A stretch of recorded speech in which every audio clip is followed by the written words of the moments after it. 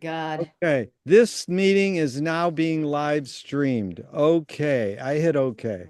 Okay, Uh, but this is not being filmed, right? This It is It is is, being it filmed. is this it being is very filmed. moment, Yes. not by Lally though. not by Lally, but it's being filmed by Duncan on his channel. Okay, Yeah, that I got. yeah. Yeah, And I can erase all the pre-meeting but we might not stuff. want to erase it. It might be better than Why not? Why do we No, erase? I have You're a right. failed bread attempt. I need to know the. why does that happen? It sunk. My bread sunk. Oh, well, It looks like you need to leave it in a little bit longer, but I And don't well, know. It all goes back to the Garden of Eden. oh, And really? the So eating of the tree of good and evil. it's always the woman's fault. No, I it's didn't say not. that. I didn't say that. Don't project. Yeah. All right. So it says I'm leaving the meeting. Move that And bowl. I may be back. I may be back later. Well, I have a news flash. Oh, he already left. Yeah, Duncan's gone. Okay, I have in my gritty little hands a libretto for an opera Hmm. called Pluribel. Well, And it's a guy from Toronto. He wrote it about a year ago.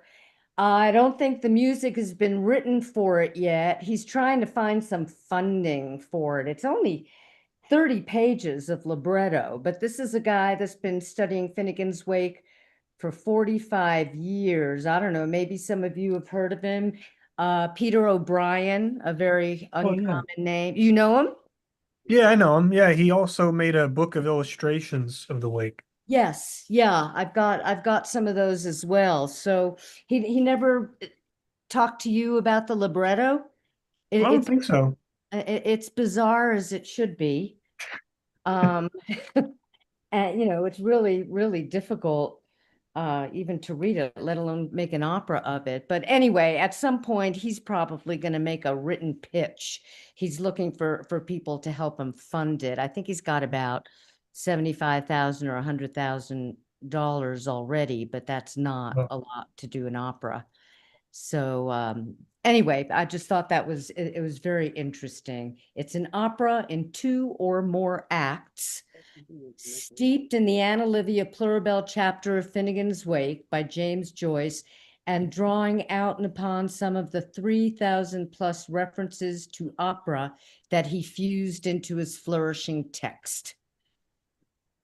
excellent. So I'll let you know what happens. He gave it to some friends of mine in Toronto that I know from the Wagner Society of Santa Fe, and they're patrons, they're investment bankers, and so they sponsor a lot of new music. And this, they can only do partial sponsorship. So if and when he sends me the pitch, I'll just send it out. And even if support is just moral support, I think he'd probably be happy for it.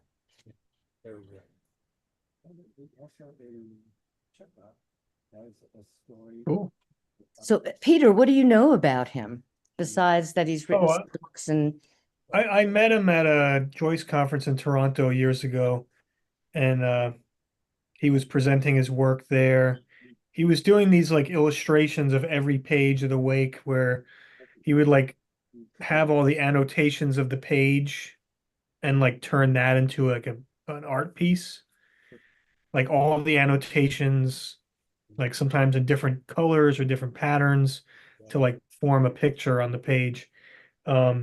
And then he did a whole book about that, and he like had people write essays. I wrote an essay for the book. huh? That was maybe like 10 years ago, 12 years ago. But yeah, he's a very talented guy. Yeah, I've seen some of his pictures. Somebody sent me one of his pictures, and then there's tons more on his website. But I don't personally know him. I've never met him. It's just that, everybody in my Wagner group knows that I'm involved with Finnegan's Wake and Interesting. Hmm. James Joyce. Yeah. So he sent it to me to have a read. And it's as incomprehensible to me as the book. So Sounds about right. yeah, I mean, What do you do in your Wagner group? I edit their newsletter. Mostly I go to events, and but I work with the founder, and she's Japanese. That's her native language, and she writes the newsletters. She writes better than most native English speakers. You know, she's Hmm. very heavy Japanese accent, but her writing is excellent. So I edit. I sometimes write stuff for them, and there's no board per se, but if there is a board, I'm on it, if that means anything. And then we just plan a lot of Wagner events when all year long, but this year they actually did Die Walküre. Morning. So they did the Valkyries at the Santa Hmm. Fe Opera, and so there was a lot of stuff this year. And it was a terrific production. That's so cool. It's fun. It's volunteer. I mean, I don't work for them. I don't do much for money anymore. So Jerry, you didn't hear Good. this. We got Ted here too. Now, Ted, have you met Peter, Tamara, and Sarah? Previously, yes. Yeah, we've been in a Zoom group together. Yes. Hi, Ted. Tamara, aren't you in my, I recall that you were normally in my time zone, aren't you? Are you Where in are Eastern? you? No, I'm in New Mexico. Okay, that would explain your discussion of the Santa Fe Opera. Oh, yes, you you came in at the end of this. So neither of you heard this, Jerry and Ted. This is a libretto of the Anna Livia Pluribel chapter, Wow. written by a Canadian guy whom Peter knows. He's been studying Finnegan's Wake for 45 years. What's And his name? his name is Peter O'Brien. Huh. Do you know him? He's written bunches of articles. How do you know him, Peter? I met him at the Joyce conference in Toronto years ago, and then he So put he's out a book of his. academic? No, he's an artist, and he put out a book of his like illustrations of pages of the Wake, and he like asked for essays, so I wrote an essay for the book, and he got essays for a bunch of other Joyceans for it. Wow. Yeah, it's pretty cool. Do you want me to, I can read his bio since we're doing a filibuster. This is a Fielka Funny Farm filibuster. Filibuster. Okay, so the See, I book, don't think Duncan should edit this out. 'Cause that's what he This is like said. Wakian totally to fill time because he's got to go dancing. And I'm not willing to learn how to turn on a Zoom taping. That's That's great. exactly. We have to kill time for 90 minutes. But hey, how bad is killing time with Peter, Ted, and Sarah and Tamara? That's amazing. No, We can- it's just a game about dead air, right? Just make sure there's no dead air. That is Exactly. it. But could you imagine? Because so this guy making this documentary, it's called Who's Afraid of Finnegan's Wake? And it's really been fun because Sarah is supposed to be interviewed. Peter is, both of you should be interviewed too. The only way I could talk about Finnegan's Wake is by talk. And I can't go, could you repeat that, what you just said, and cut it down to 1 minute? It's like, are you kidding me? Have you ever been interviewed by documentary filmmakers? Like, could you repeat that? It's like, give me a break. So he just did Jeff for almost an hour. And Jeff is Stephen Colbert's favorite comedy teacher. And Jeff uses Tetrad management to teach kids how to become stars on Saturday Night Live. So What fun. yeah, it's really cool. And he hired this makeup lady, and I was like, a makeup lady. So she sits there off the screen, and then you talk to her so you get eye contact with a human being. Now, the other film I'm shooting, the guy goes, okay, look at that little branch over there and talk to that. It's like when you're talking to someone with eye contact, it's a lot easier. So it's been an amazing experience for 2 days. So anyways, Brian's going to be back in the States to shoot more footage. So hopefully, Ted, what city are you in, Ted? I'm outside. I'm in the Berkshires. I'm halfway you're in the between Berkshires. Manhattan and Boston. So you could drive to Yeah. New York. To New York. Yeah, because Peter, I told him, don't go to Berkeley. Go to New No. York, because he could interview Peter in New York, Ted in New York, Roy. You know who I think's one of the best Wakians is Stanley Applebaum of the New York Wake Group. Yes, yes. Every time, Peter, you know him, right? Yeah. Every time he talks, he goes, "It's all about the sound." It's almost as good as it's almost as good as Sherry when she goes, "Sherry, aren't you going to tell us there's no content in the wake?" He's all Um, about the evolution of language. Yeah. It's not, I mean, Right. not just the sound, but the And then content. the guy who just died, one of our best Wakians, Ted, you probably remember him, Eric Dugdale. He used to go, Oh, yes. yeah, Eric, he would go, "I'm very content that there's no content in the wake." And then he would go, "This page is all about the Lakers and Bush." And, he would constantly just say, so that's what happens. I think the fire in Topanga and Pacific Palisades bummed him out so much he died. Oh. I don't know. Sad. But yeah, Um, go ahead, Peter. You host this meeting because I'm going to be running in and out. Well, when you say host the meeting, are we doing a reading group, or we're just going to shoot the shit? No, we're for going to do the reading shit. group at 6. So at we got 6 Pacific? we got 6 an hour. Pacific, 8 your time. We got an hour 15 to kill time. So I can bring up questions, or you can. Wait. So do you want me to host the reading group after the hour 15? No, I want you to host this from Okay. now until 6. Who's that? Hi. Oh, Peter Coogan. Oh my God, Coogan. you're there. Hi, Coogan. Hi, Peter. You I didn't can recognize you sit without here. your glasses. I'll be back later. Yeah, Okay. he's going to be filmed too, but I'm saying, Peter, I'm trying to eat and run in and out of this filming. You can host this now. I mean, Oh, okay. I could start a question right now. Well, hang on, but there's one thing I want to bring up because Ted, we might have met once before on a Zoom, but Jerry brings up your name because I become really interested in Herman Melville, and I heard you say you're in the Berkshires. I really want to get up there to check out Arrowhead one Well, day. please do, and please find me. And if you get to Arrowhead, you have found me because if where do you live now? I'm in Staten Island right now. Oh, so that's you just take it to Taconic Parkway, Okay. right? And so if you go to Herman Melville's house, you're just 5 minutes from my house.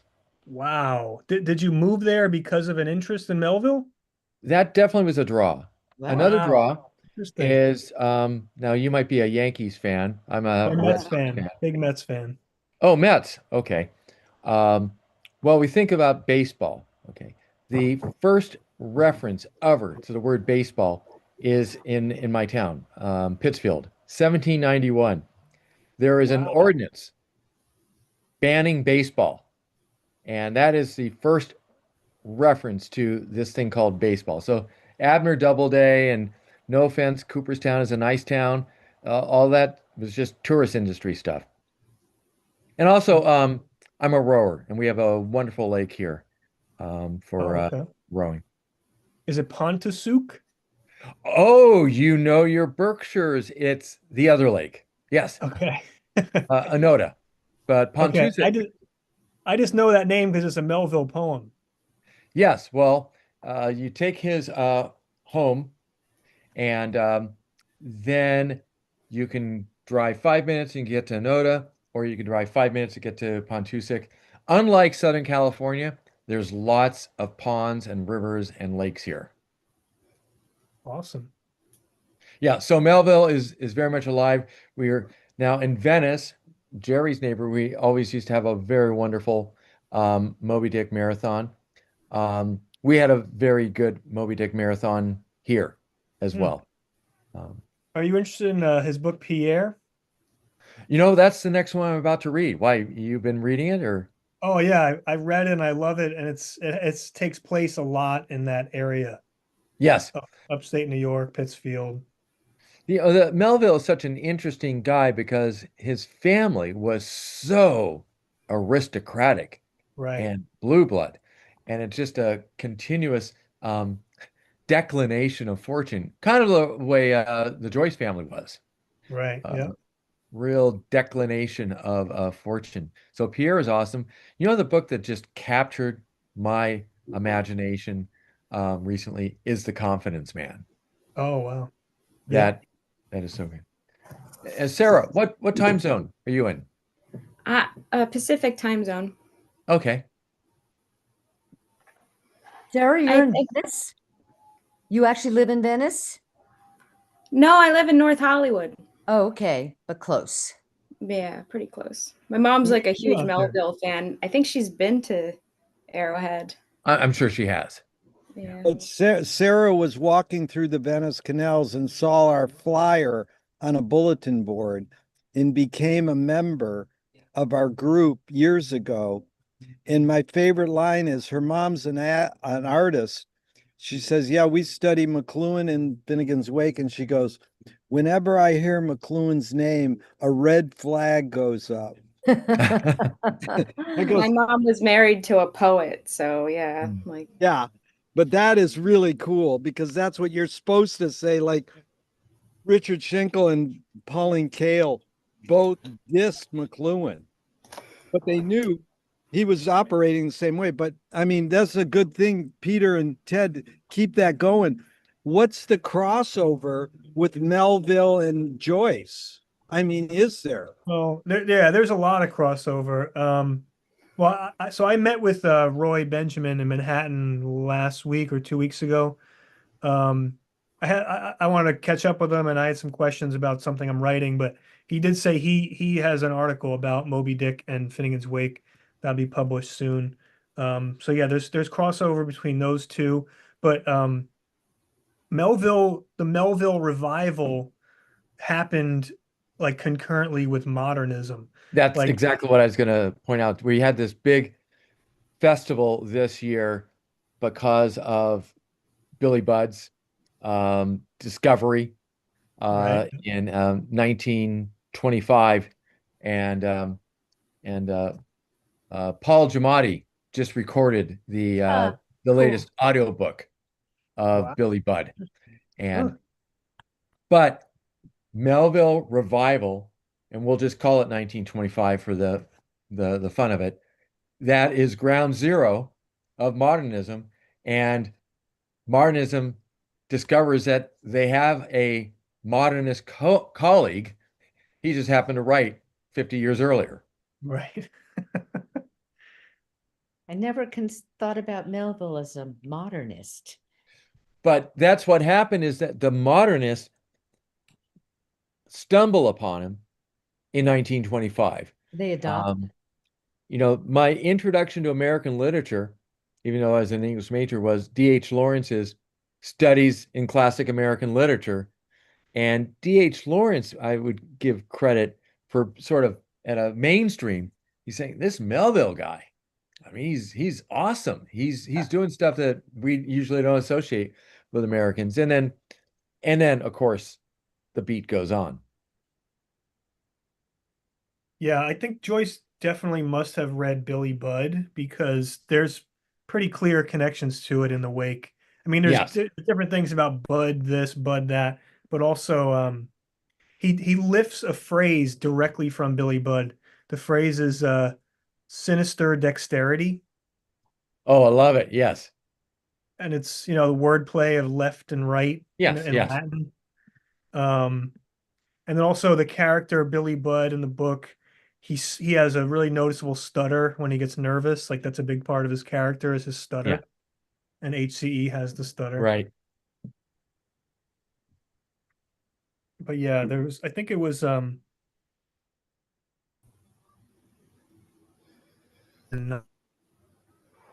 wrote a really good article in the Nation magazine. I think it was Raymond Weaver who wrote the first big biography of Melville.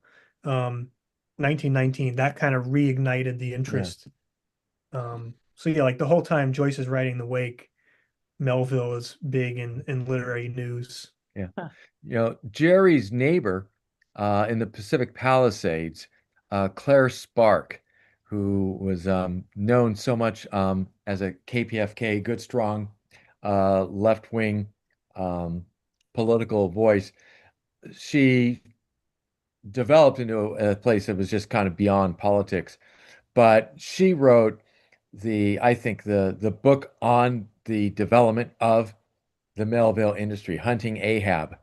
And I'll tell you, who needs the Kennedy assassination, the Zapruder film, the Illuminati, or anything from Pynchon?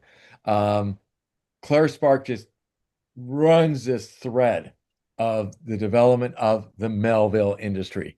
And Wait a minute, Ted, you're saying, is she still alive? well, she was alive a couple years ago. I Okay, mean, and do you know her? my friend knows her. I mean, and she was Because very, Peter's heavy into these two new pension things.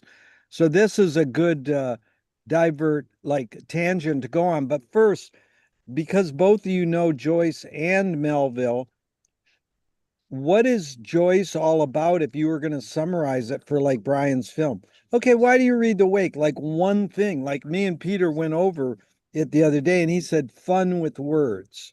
I thought that was good, Peter. Mhm. Fun with words. It's a lot more than that. But what is Melville's main thing if you were going to summarize it? His wasn't fun with words. His was more what? Uh, the human condition or something different? I question. think Melville, and then since this is live and we're just filling time and we have an hour, and then maybe in an hour I'll get it right. So we're doing some extemporizing. But for starters, he is a like someone on a journey. He is on a journey. He is a continuous searcher. And so we definitely talk about Moby Dick, but as I was talking to Peter about and others, The Confidence Man is the most contemporary book imaginable. Billy Budd is such a contemporary book. Benito Ceruna is so contemporary.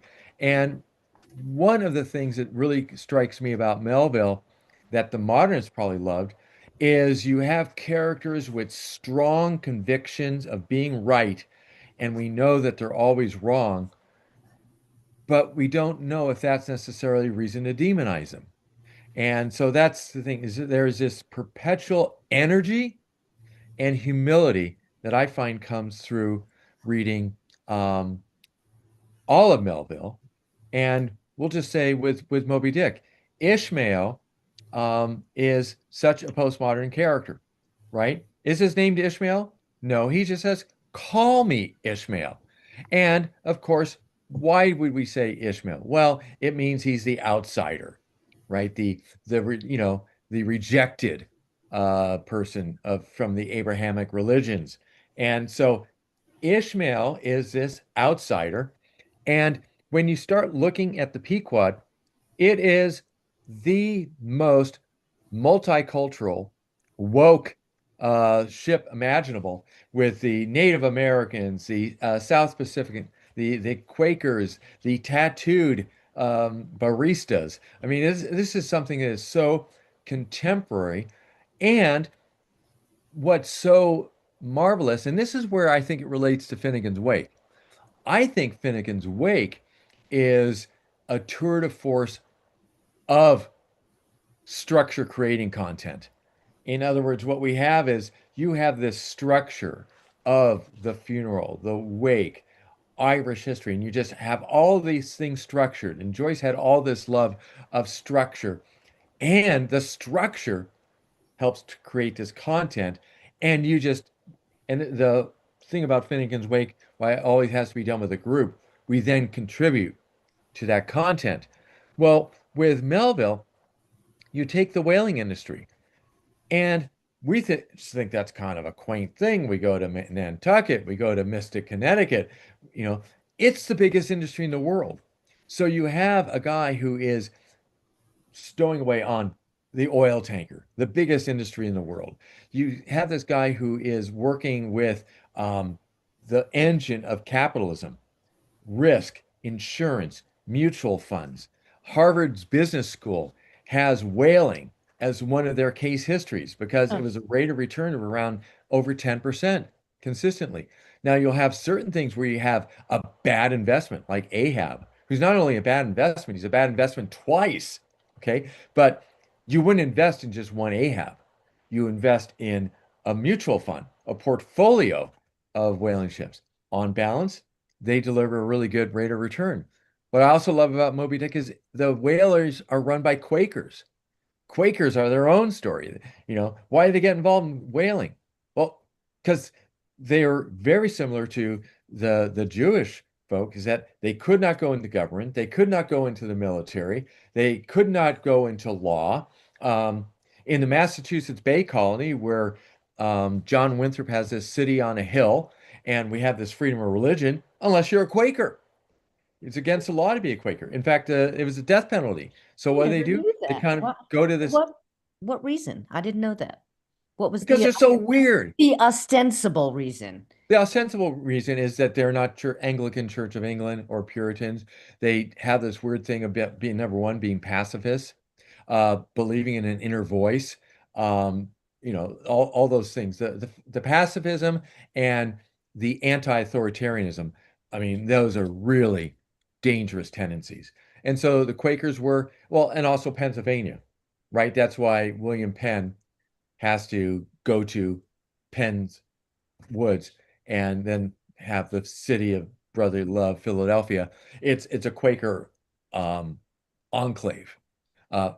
Pennsylvania, Nantucket are Quaker enclaves. But the advantage of now what's interesting is Quakers and like another group that's subject to a lot of abuse get involved in banking because banking and investment is something that doesn't involve the military, doesn't involve government, it's commerce.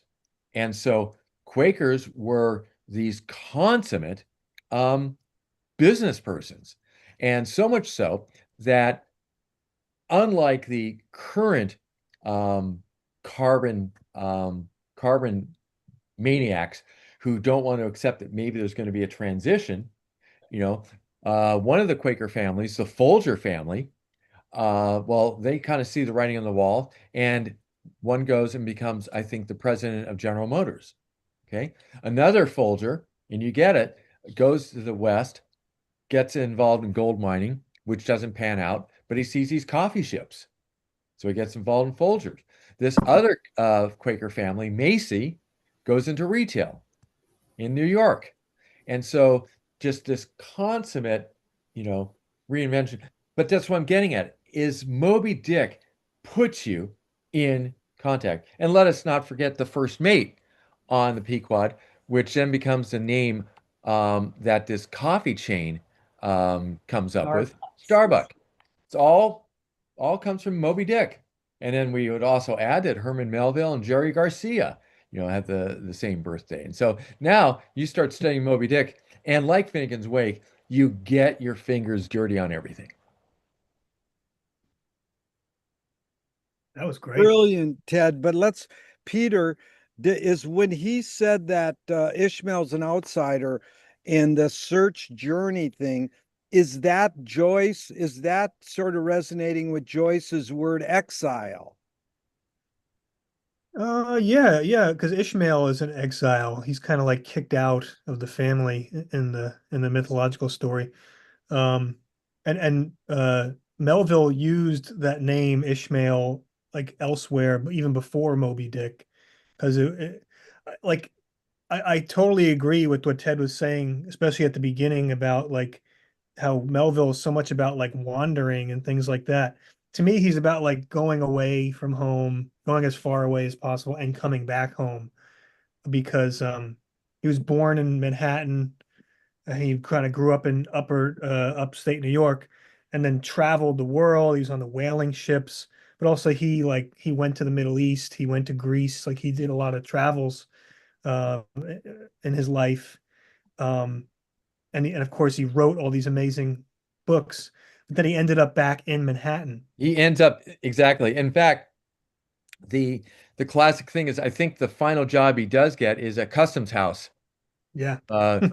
job, which had been the kind of sinecures that his family had always had until the Jackson administration changed the power structure. And so his dad lost his sinecure. Now, what's so funny about these sinecure jobs like a customs house is that how does Hawthorne begin the Scarlet River letter? Doesn't begin with the custom house. That's the opening chapter. And the funny connection of Hawthorne is that, as we know, Melville has this huge crush on Nathaniel Hawthorne. In fact, we have a holiday here. It's not a state holiday, but in addition to Melville Day, there's also the day that celebrates when Melville and Hawthorne went for a walk together Mm. up Mount Greylock. But so Hawthorne lived in my neighborhood too, but I just think he was a little bit whiny. Edith Wharton lived down the street. Hawthorne lived down the street. Hawthorne complained about it. He couldn't get anything done. And yet he writes the House of Seven Gables here, you know. But I think he was a city boy and he just didn't like being so far away from Concord, Salem. Right. As far as the customs inspector job and all that, I've become really interested in that part of Melville's life, like his final couple, 2 or 3 last decades of his life. And there's a great, really short novel that I read last year by the Hungarian novelist Laszlo Krasznahorkai. Mm-hmm. He's written a lot of stuff, and he wrote this short novel called Spade Work for a Palace, Mm-hmm. where it's this character who's in Manhattan and he's like obsessing over the years that Melville was a customs inspector and like trying to walk the same routes that he would walk from his house to the docks and just trying to like get inside of his head however he can and try to figure out, I don't know, like try to figure out who he was, things like that. Cause it's like by that time he had, this is like the 1870s. He had already written Moby Dick. He had already written all of his famous novels. He had already written his best poetry, battle pieces, his great Civil War poems, where he actually mentions baseball in there from Mm-hmm. 1866, and his epic poem Claral, Yeah. 1876. So yeah, he did all of his best writing, and he's working this mundane job in the city of his birth and the city of his, his father having all this history. Um, anyway, the character just, I mean, the novel just comes to the realization that Melville was just constantly connected to the universal. Like he was just constantly connected to the core of the universe kind of thing. And so in his writing and all that, he just couldn't deal with anything except the ultimate universal, the highest themes and all that. Well, indeed. In fact, he talks about the being a um, the lookout in the top of the mast of being a Platonist, right? Right. Is that it's just too much red meat for a Platonist just to be exposed to so much form and formlessness and infinity. Yeah, like he's at risk of like collapsing and falling off the masthead just Right, from right. staring at everything. Yeah, it's interesting. I'm in the middle of reading the Herschel Parker biography of Melville, the Oh big one. yes. It is amazing for someone who was so obscure and left no information that we have so much information about him. Yeah, yeah. Well, it's like you mentioned, he comes from this prestigious family where Melville's father's father was in the Boston Tea Party, Right. so he was a big part of the Revolutionary War, and then his And his mother's, father-in-law, the Shaws, yeah, um, very renowned.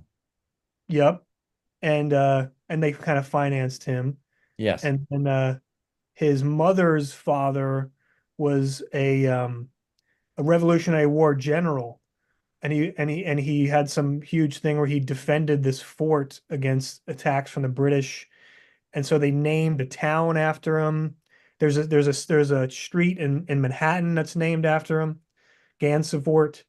And so there's the great story of when Melville was older and he's working as a customs inspector, he went to like a hotel on Gansevoort Street in Manhattan and like pretended he didn't know about the history. And he like in the hotel, he was asking, does anybody know where this name comes from? And they were just like, oh yeah, it was some really wealthy family or something like that. Melville was writing back to his mother saying like, nobody respects the great Revolutionary War hero. They don't know the great Revolutionary War history and all that. Well, also the great thing about Melville coming from so much old money is when I think of course, Moby Dick, which is really all about new money. I mean, the Quakers are new and it's merchants and they're not making their money off the land, okay, and off inherited wealth. It's based on the lay, this particular adventure. So they are hunter-gatherers and part of an extractive industry. Then again, I can't stop thinking about the confidence man. The confidence man is plays with the word confidence, faith, religion, credit, being published on April Fools. I mean, so talk, postmodernism, outside, what can you believe? Unreliable narrator is like got nothing off, on the confidence man. And the hucksterism, the riverboat, the different persons who just keep coming in, sort of like in this dream state. It is so contemporary. It just I know we love Billy Budd because it's this anniversary. He's the handsome sailor. It's about prejudice. It's operatic. How many operas? But The Confidence Man, I think the problem is it's really challenging as a read. It's a challenging read. It's not beach reading. You do have to, Peter, or Yeah, I was gonna say, it's a challenging read.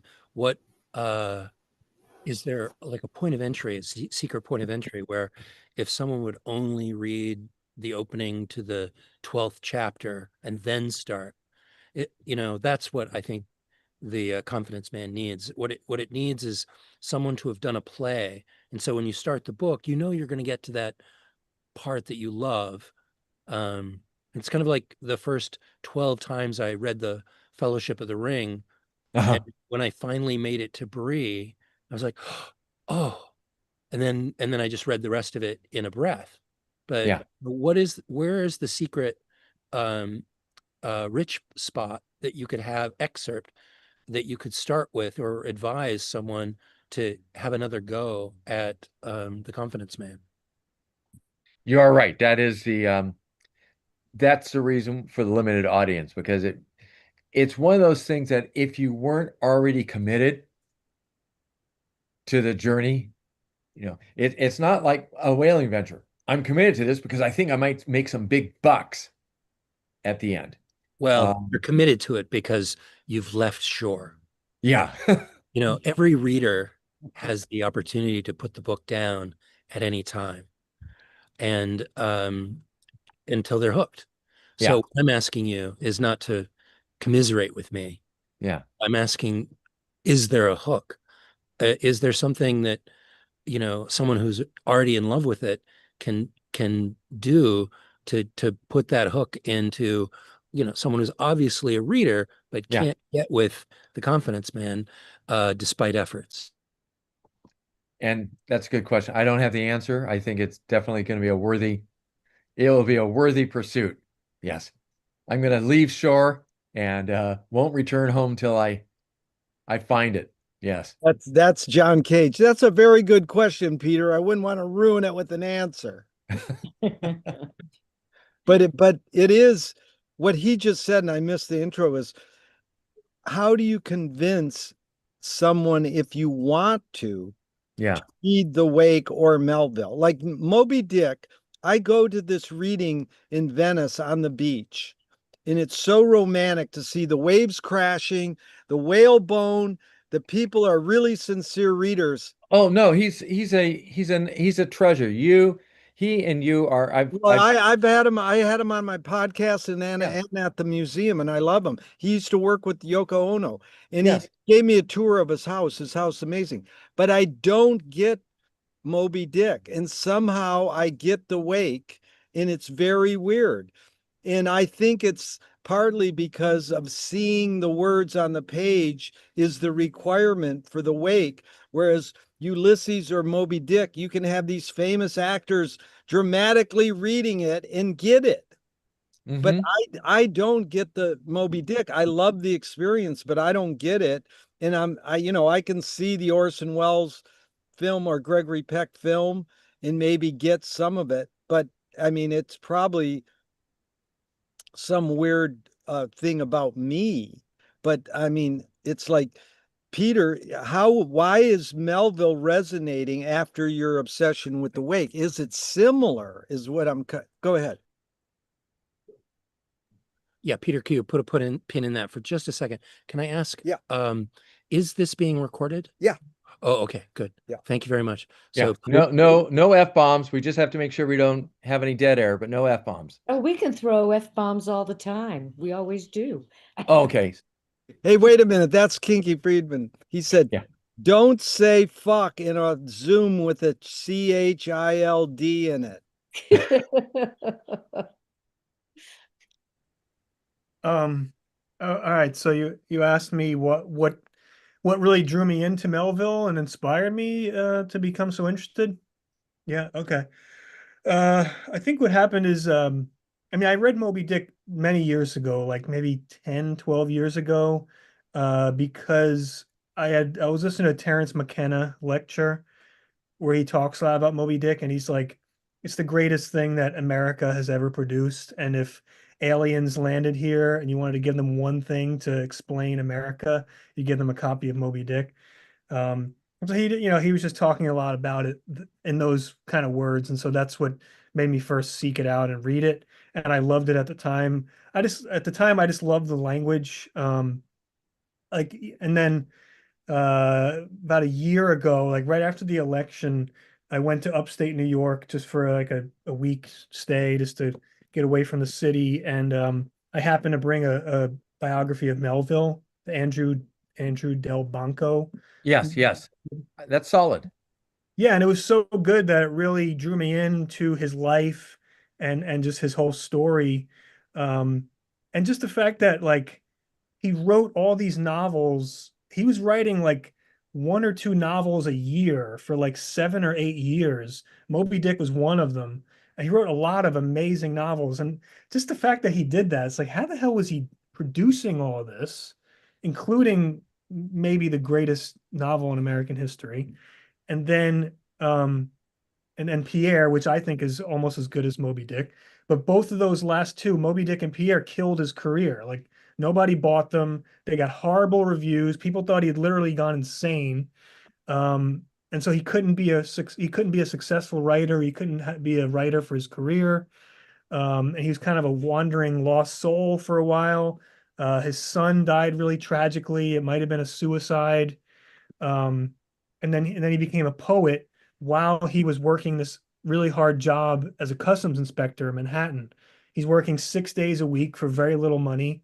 And when he goes home at night, he's like writing this really cryptic poetry, maybe some of the greatest poetry in American history, even though he doesn't get credit for it. Um, and then, of course, he dies before completing Billy Budd. So it's just like he lived this life. He produced all this amazing artwork and literature and did not get a fraction of the credit for it. And then like 30 years after he's dead, after his wife is dead, after his kids, like then he starts becoming this world famous author. So I don't know, and especially because I'm here in New York now, like I feel like I'm walking in his footsteps sometimes. Um, I might have mentioned to you guys that there's a historic site here in Staten Island called Snug Harbor. Mm-hmm. which was built in like the mid 1800s. And Melville's brother was the governor of Snug Harbor for 20 years, from the late 1860s to the late 1880s.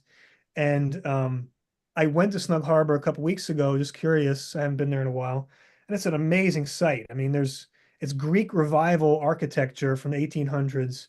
Apparently, it's the best Greek Revival architecture in all of America. And I noticed they had this old house there called the Governor's House that was like fallen into disrepair and it's falling apart and all this. And then I go home and I look up in my Melville biography, and there's like 3 entire chapters about Melville at Snug Harbor visiting his brother all the time. And that house that I saw is or was their family hearthstone for 20 years. Melville's mother died in that house. They had babies born in that house. They had weddings in that house. So my new goal, my new project is try to figure out how to get that house to be restored and refurbished, and it should be a Herman Melville, New York City museum. It should be. Oh, Sarah.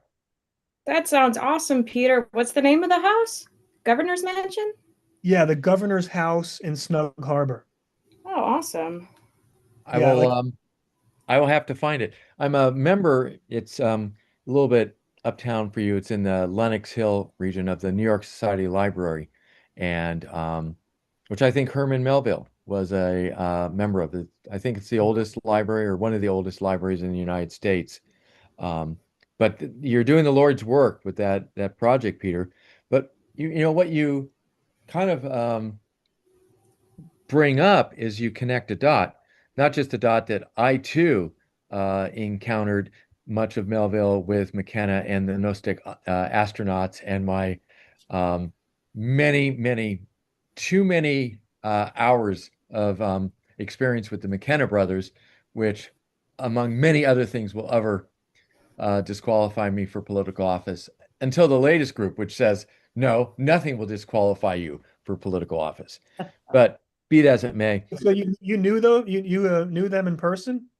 I back in the KPFK days that Jerry knows, that Rose, Claire Spark knows, he was just a regular on Roy of Hollywood's show, and also was a regular speaker locally in Southern California. So many of Terrence McKenna. Ted, I got a good Terrence story. So Roy of Hollywood, his name's Roy Tuckman, was underground DJ on Pacifica in LA for 40 years, playing alternative thinkers, political, health, everything. So his show still goes on.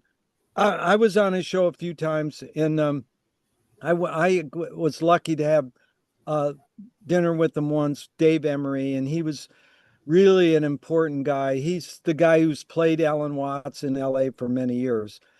And Roy of Hollywood was the person who broke Terrence McKenna because he started having him on his show, and then people started circulating the tapes, and then Terrence became known worldwide because of Roy. And then Roy and Terrence sort of had a little falling out. But Terrence spoke at a bookstore in Santa Monica, and I raised my hand. I said, because I knowing he was a huge McLuhan fan and a huge Joyce Wake fan, I said, excuse me, if you were in jail and they would give you a drug of your choice or any McLuhan book, what would you take? And Terrence goes, I'd have them roll me up a big bomber. I was like, lame. But you know, I love what Terrence has done because he's liberated Burning Man kids to think they can pursue the wake, you know, and they're like, oh, if Terrence likes the wake, I got to pursue it. So it's just like Patti Smith or anybody in your Pantheon article, Peter, that is allows kids to go, oh, if Johnny Depp likes the wake, I should check it out. So that's the great thing about Terrence. But now Terrence is like mainstream because of this guy, Michael Pollan, pushing psychedelics now is the norm. I mean, you go on Venice Boardwalk and buy psychedelic mushrooms now. It's creepy to me. we never wanted that to happen, but we kind of did. Now it's everything's legal, and you're like, wait a minute.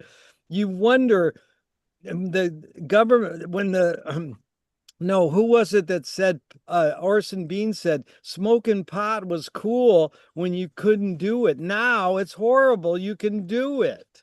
So, it's that forbidden fruit kind of phenomenon. Oh, let's ask Roy out of the blue. Roy, Roy in the house. yeah, Roy. Roy, who's better, Melville or Joyce? If you're on a desert island, you can either have the Wake or Moby Dick. What would you take? Oh, you're on mute. We didn't hear your answer. Roy, Jack, too. All right. hi. Hey, how you doing? Oh, tomorrow. Yeah. So good to That's see a you. hard question. I actually, yeah, Peter and I have both been deeply into Moby Dick and the Wake. Yeah. But I mean, just tell us what's your attraction to Melville and the Joyce, and is there any connection?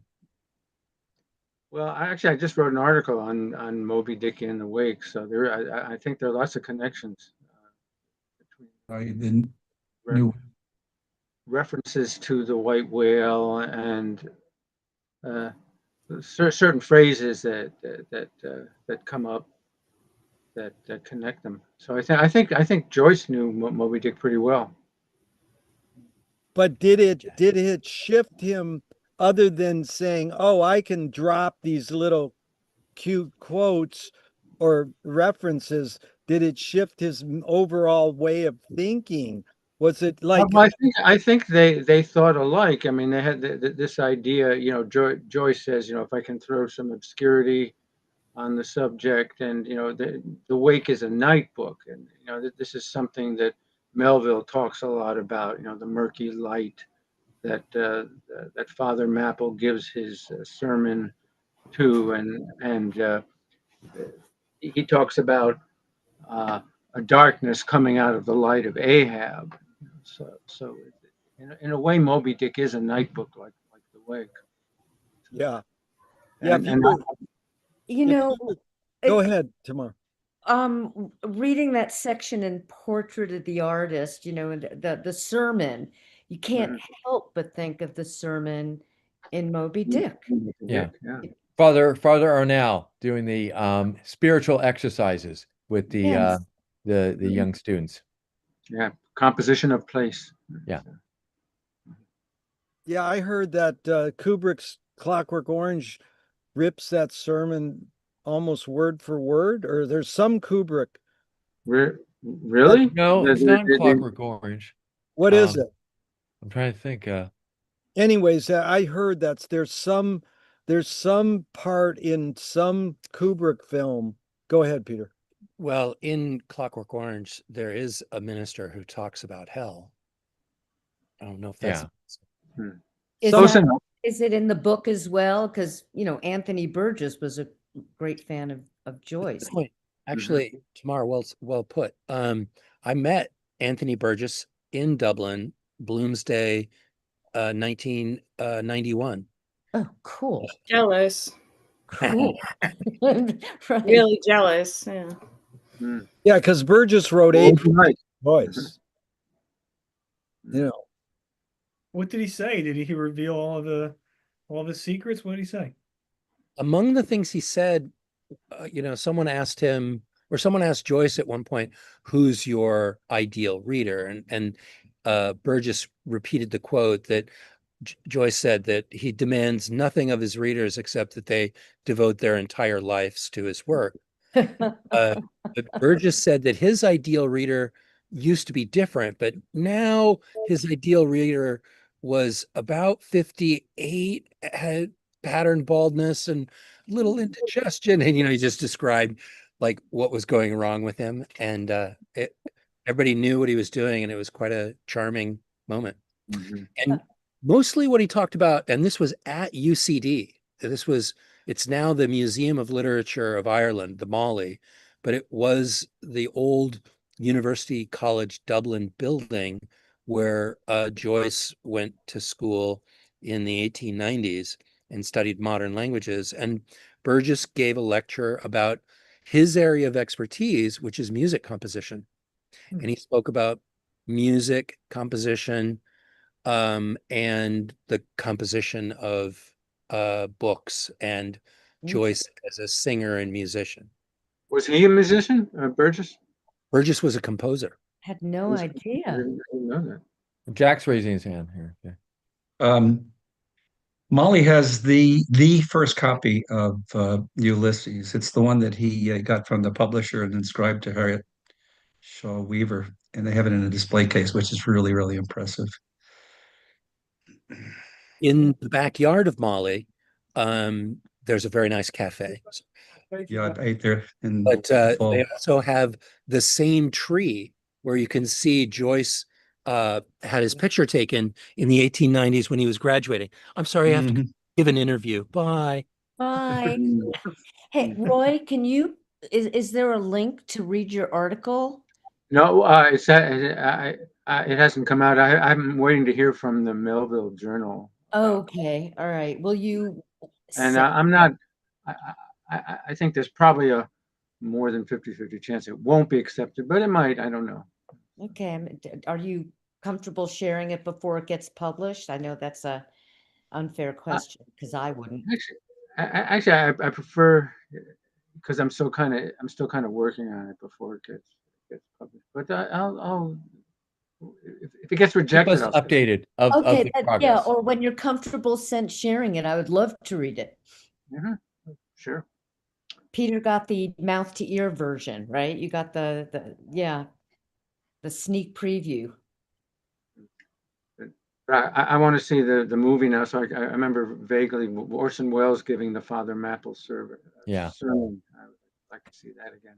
So have you all seen the opera Benjamin Britten's Billy Budd? Mhm. I'm not a fan of Britten, so I can't say, I mean, the story is compelling. No matter what music you put behind it, it's an incredible story, but I'm just not a fan of Benjamin Britten's music. So the music kind of ruined the opera.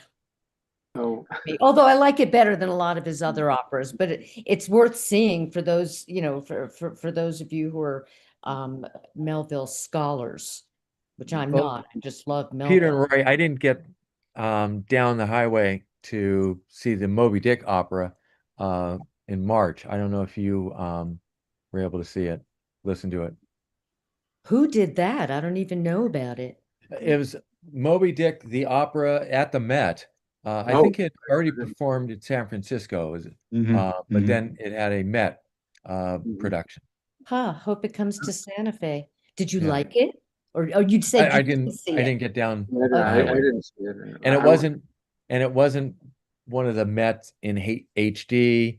It's not yet in the Met archives. They have all those. Yes. So I tried the usual suspects, so it's going to take some time. How is it received? Do you know? Have you seen reviews? Because after our session tonight, I'm going to be going to look it up. But just generally, have you seen any reviews of Well, you it? probably have a better sense. It seemed to be positive, but I don't know if it was just positive because it was only like within the tribe. So I did listen to it though, because I could still listen to the Saturday Met, and it was. Now I'm not going to say Wagnerian in that it was that it was the music. It was Wagnerian in that there was just it didn't move fast. I mean, I think Starbucks, the scenes in Moby Dick where Starbuck is debating whether or not he should kill Ahab or not. I don't have a spoiler alert, but I'll just say he goes through this Hamlet, like, should I or shouldn't I, or a Brutus, should I or shouldn't I kill the bad guy? And so I wasn't pristine. I was just listening to the Met as I was doing my errands, and I did an errand. Starbuck is still singing. Another errand, come back into the car. Starbuck is still singing. Did another errand, got back in the car, got the groceries. Starbuck is still singing. So yes, I agree. That's an important version. And Peter, in honor of another New York story, Gatsby. So in my alternative universe, Gatsby stops when Gatsby shows Daisy his shirts, right? I don't know if I read the novel every year, but there's a scene where Daisy gets to look in his mansion and it's like, and see these shirts I get. And I'm saying, okay, just end the novel there. He met the girl, he met Daisy. I don't need to read any farther. I don't need to read the train wreck. And every time I read Moby Dick, and I read it several times a year, I'm saying, Starbuck, if only he turns around and goes home, then, it's not a disaster. There's just that much of a difference between a disaster, a happy ending, and a sad ending. Give me the disaster every time. Jack's raising his hand. Since we're talking about Melville, this is for the Manhattanites and the. I was born in Manhattan. Manhattanites in the room. Melville's grandfather was named Gansford, and the Gansford Street in the meatpacking district is named after that Gansford. So He also worked there at Gansford Street. Say again? Melville. At the end of his career, he worked at Did he really? Gansford. Yeah, I was just telling that story right before you guys got on the call that Melville. So Gansevoort, his grandfather was a famous Revolutionary War general, and they named that street after him. They also named a city after him in upstate New York near Albany, Gansevoort in Saratoga County. Wow. But Melville, when he was an old man, he was working at the customs house. He went to Gansevoort Street, which is right near where he worked, and he went into like a hotel and he pretended he didn't know the history or whatever. He started asking people, like, "Does anybody know who this street is named after? It's a weird name. Where is this name from?" And they were just like, "Oh yeah, it was some really wealthy aristocrats or something like that." And he was like disappointed that nobody knows that his grandfather was like a general in the Revolutionary War, and if he hadn't defended Fort Stanwix, I think it was like 1778. It was after the Revolution, but the British were trying to come back down and start a new fight, and him defending that kept America alive at the time, supposedly. So it's a forgotten history. It's great. So So I have Mark. a question about Melville. If he came from an aristocratic family, why did he have to work in the customs house? I mean, it seems to me that if he came from an aristocratic family and he was being supported, that's how he can write all these books. He can be prolific. But then I didn't know he worked in a customs house at the end of his life. His father made kind of like James and John, right? John Joyce. His John father Joyce, made a lot of bad financial decisions and kept getting bailed out, but then there came a time when he was no longer bailed out. Okay. In fact, Peter, Roy, correct me on the details. Melville actually changed the spelling of his name because his dad's name was Melville. And he didn't, it's like maybe Bernie Madoff's kids changing their names to Maddow, because they didn't want to be associated with the scandal of Madoff. So Melville changes his name just to distance himself from the taint of the failed businessman. And he was actually quite wealthy he was like one of the first best-selling writers for his early works. Yes. And what wrecked his career, I think, was writing Moby Dick. That's when he stopped selling his book. And I also think there's other things. The reviews were not universally bad. I mean, if you're a writer, any review, bad reviews, horrible. England, he they were good reviews. Consciously wanted to write the type of book that wouldn't sell because he was kind of tired of pleasing the public taste, and he wanted to. But I think Peter brought up something also as far as depression. Okay, his son's suicide, I don't think was due to bullying and social media. I think there's some depression issues. And even if you think of Ishmael, the damp, dismal November of his soul, and getting a sense of the hypos, he's he's being really explicit that this main character has depression Right. and is going to see as part of his getting away from it all. I would say we can overemphasize those market force issues. He also had family depression issues. Well, also, I think, When he comes to this area to think be a most farmer, authors do. right? but living that life of adventure when he was young, and then having to settle down to that sedentary writer's trade. I think Mm. some of that depression is in Bartleby, where being Mhm. in an office as a scrivener. Yeah. And what does he do? We never really get it. It's not because he's a union rabble rouser. He just says, I prefer not to, you know. Yeah, right. But Melville said, dollars damn me. Yeah. He So is that And- true about the Madoff family? Did they actually change their name to No, I Madoff? made it up. I Oh, made up because Madoff.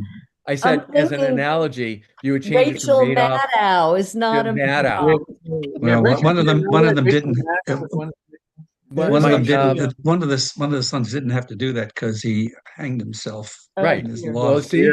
that's The other depression died and of suicide issue. cancer too. And Mhm. So that's the they other said thing we about were this area. body Rachel armor. Maddow lives in the neighborhood. Does she? Yeah. oh, wow. In your neighborhood? Well, one town over, but Yeah, everyone that's says, the oh, did you neighborhood. see Rachel Maddow at the hardware store? But She his walked away son with $2 million, which and complained about her poverty. Yeah, Yeah. really, but I have a lot of respect for her. I know the son said that we were body armor for their father. They had a lot of bitterness. There's So- actually a very new novel that came out, I think late last year, called Melville without the E. Uh-huh. Hmm. It's about it. So the author is Rodrigo Fresson, who's like a really experimental, really interesting author. He had a trilogy that referenced Finnegan's Wake a lot. And then this is his new book, and it's about Melville's father, but it's in this amazing style where it's like the whole first half of the book is the voice of Melville's father, and then Herman Melville is doing the footnotes. And then like halfway through, the footnotes take over, and it's Melville's own voice kind of looking back on his father. Because his father died when he was only like when Melville was only 12 or 13.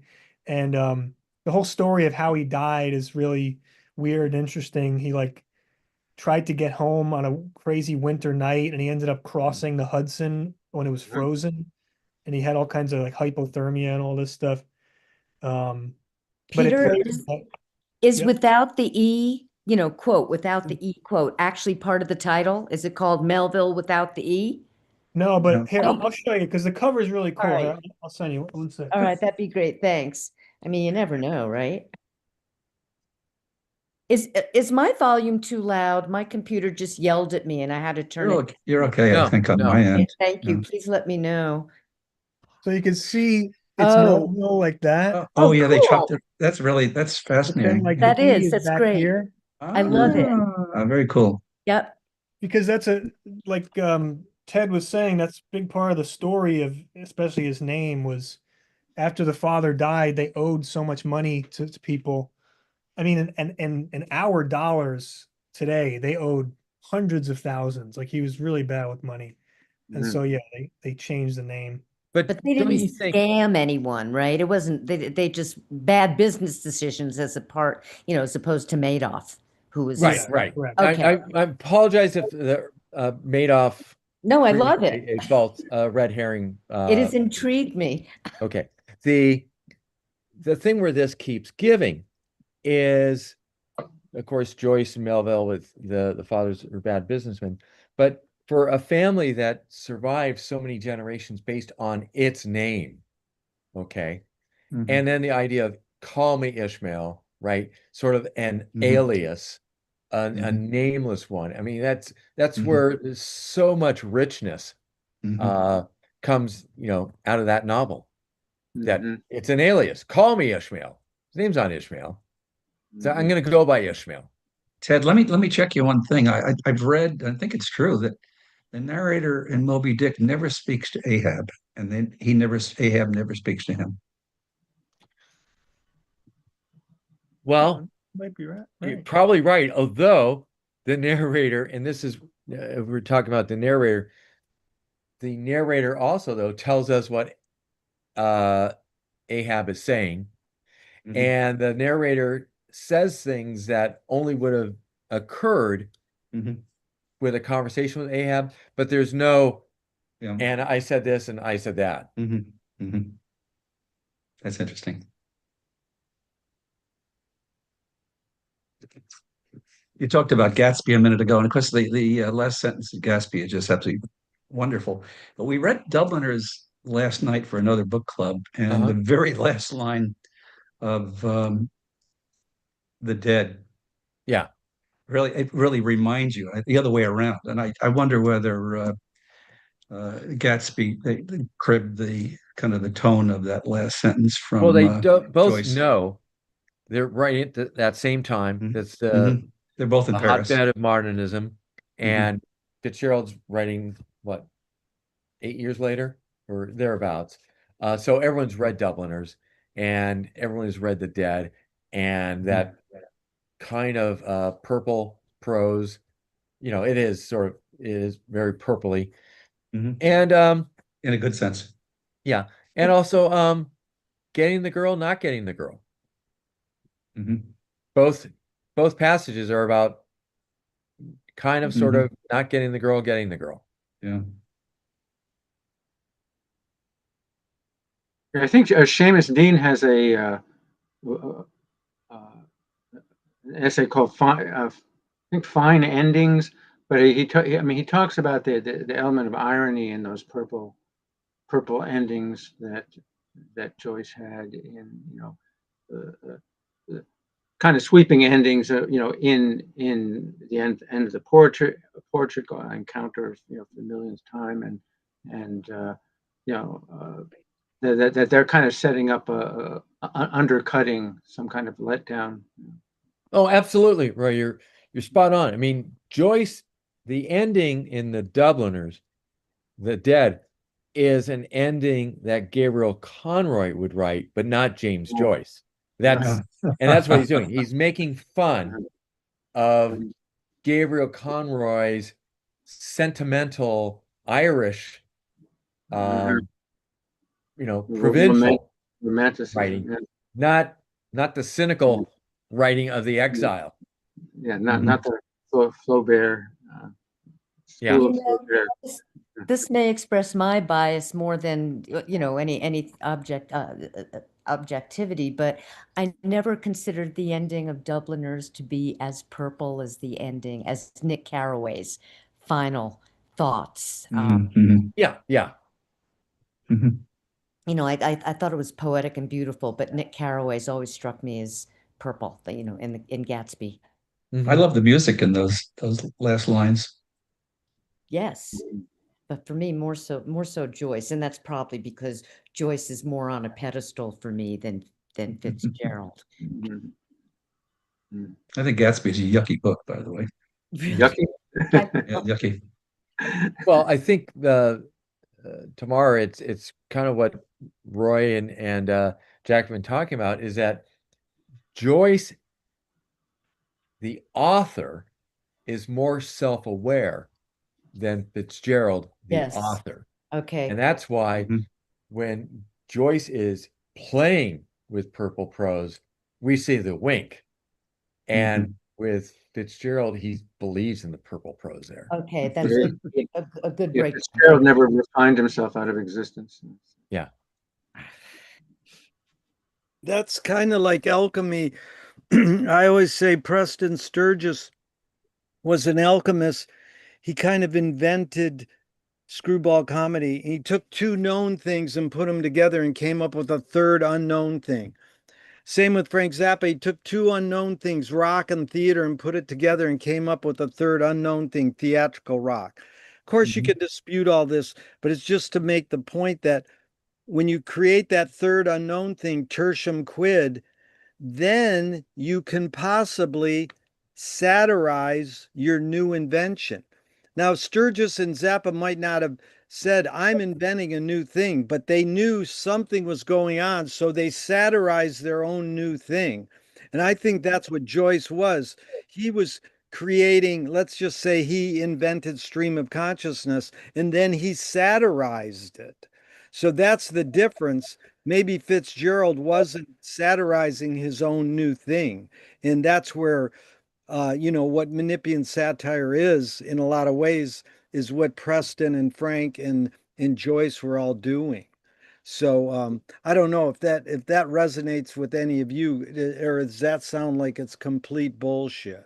No, well, Sarah, you have your hand up? Yeah, I actually just watched Sullivan's Travels like for the first time this year, and I didn't realize it's why the Coen brothers made "Oh Brother, Where Art Thou." Yeah.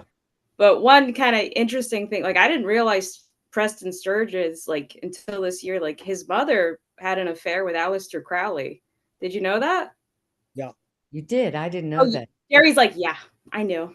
No, Well, I didn't I know mean, that. It's something interesting, like Sorry. Sarah. It's like, oh, I'm sorry. No, it's like that woman. Anyways, yeah. So who knows? I mean, he was an interesting character, and he was sort of like Hal Ashby. He made like 7 or 8 films, like really good in a real short period. But I mean, Sullivan's Travel's amazing. There's a lot of Menippean satire in that about Did he how also do the acid film with like Jackie Gleason and Skidoo. like, yeah, he did Skidoo, right? No, that's out of Preminger. Oh, okay. Yeah, Mixed Skidoo is Carol Jerry, Chan on acid with Groucho Marx. I love that you use the word alchemy, and sort of presenting it as a good thing because I'm reading Dante with a couple of other groups. And of course, the alchemists are, Mhm. they're fraudsters. Which I kind of don't get unless they're trying actually to sell fake gold as real. But if in fact they're trying to turn lead into real gold, then the gold is real. And why are they in sort of the very depths of hell? Alchemy, the meaning of it has changed a little bit. I mean, you're using it metaphorically as opposed to literally, but always, I never really got that, why he put the Well, alchemist the in the two things pit of hell. of changing and I suppose Dante will have this um, changing nature. There's that kind of violence to nature, okay, and that's a lot of what is going to be in some of the people in Inferno, and I hope you get to the Purgatorio because I think everything pays off. Oh yeah, Purgatorio just started that. Okay, that it all pays off in the Purgatorio, but the other thing though is like the fraudsters, is that like with Odysseus? Why is Odysseus Yes, in Canto 26? I love it. it It's such, plagues me that he's there. It I plagues think it's so important that Odysseus is in Canto 26 because it involves several things. Number one, um, remember, and like Joyce, playing with Odysseus. Now, Ulysses, and we use Ulysses with Dante as we use it with Joyce. For all the love-hate that Dante has, Ulysses is the only character who appears in all 3 of the canticles. Ulysses is in, of course, Inferno. He's also going to be referenced in Purgatorio, and he's also going to have a reference in Paradiso. No character appears in all 3 episodes. interesting.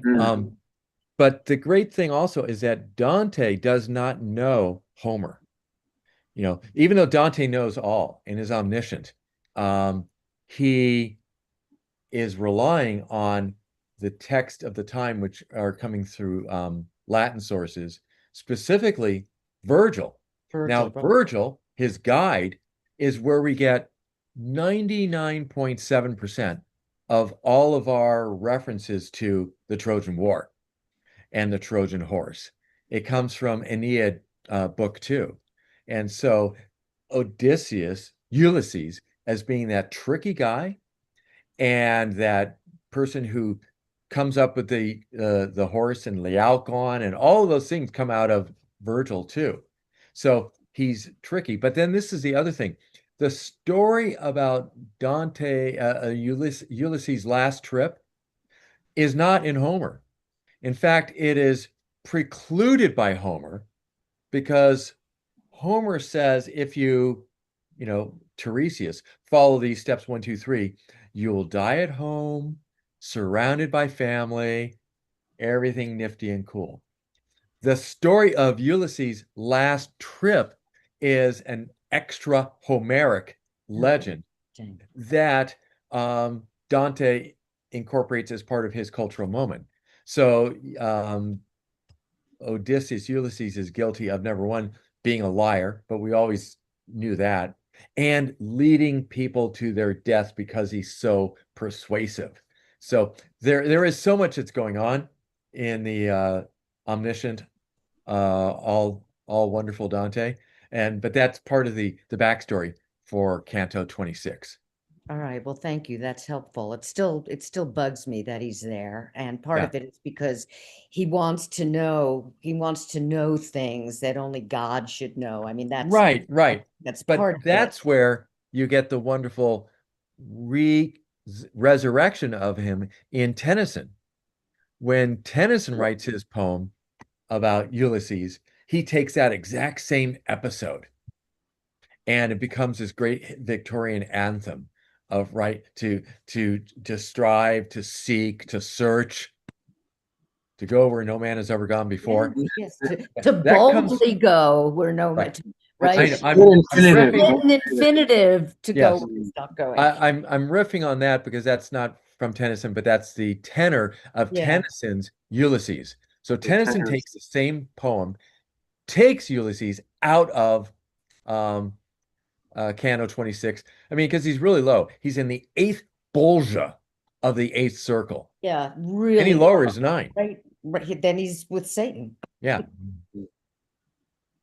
Also, he puts Brutus in at the lowest level. That killing Caesar is like killing Christ. So and yet, this and Cassius, both of them. And yet, Cato, who not only is part of the same conspiracy group and commits suicide, he's in heaven, on the way to heaven because he's in purgatory.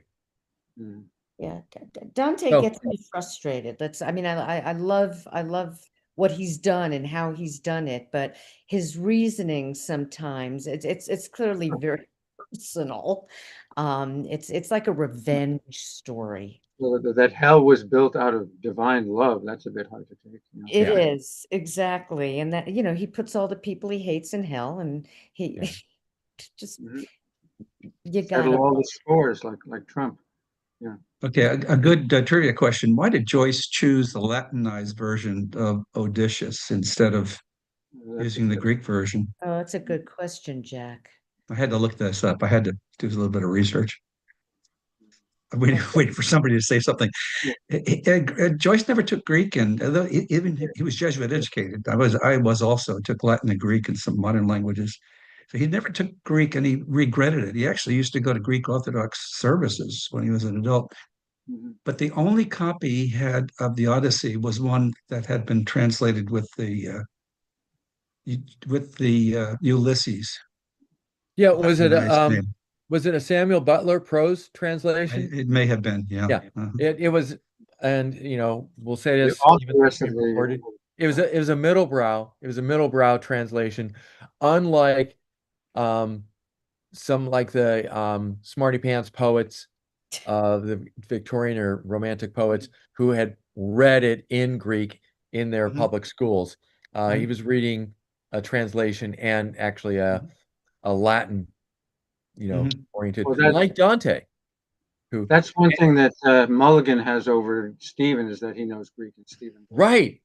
And then he really plays on it. The loss, we must teach you the Greeks. Yes, we'll Hellenize the island. Yes. No, there is that's snipiness. Well done, Roy. And the other part of it is with the great line about Ben Jonson, though, and Shakespeare. What is it? Small Latin and less Greek. That's right. Well, we're gonna start the wake any minute now. I want to thank all our pre-show people because Brian Lally's here from Dublin to make his film Who's Afraid of Finnegan's Wake. And so it goes back to tradition. I've been putting on events for 40 years, and I always go, the pre-shows are better than the show. And one time I announced that, and the guy who's the show was, he goes, "Hey, wait a minute."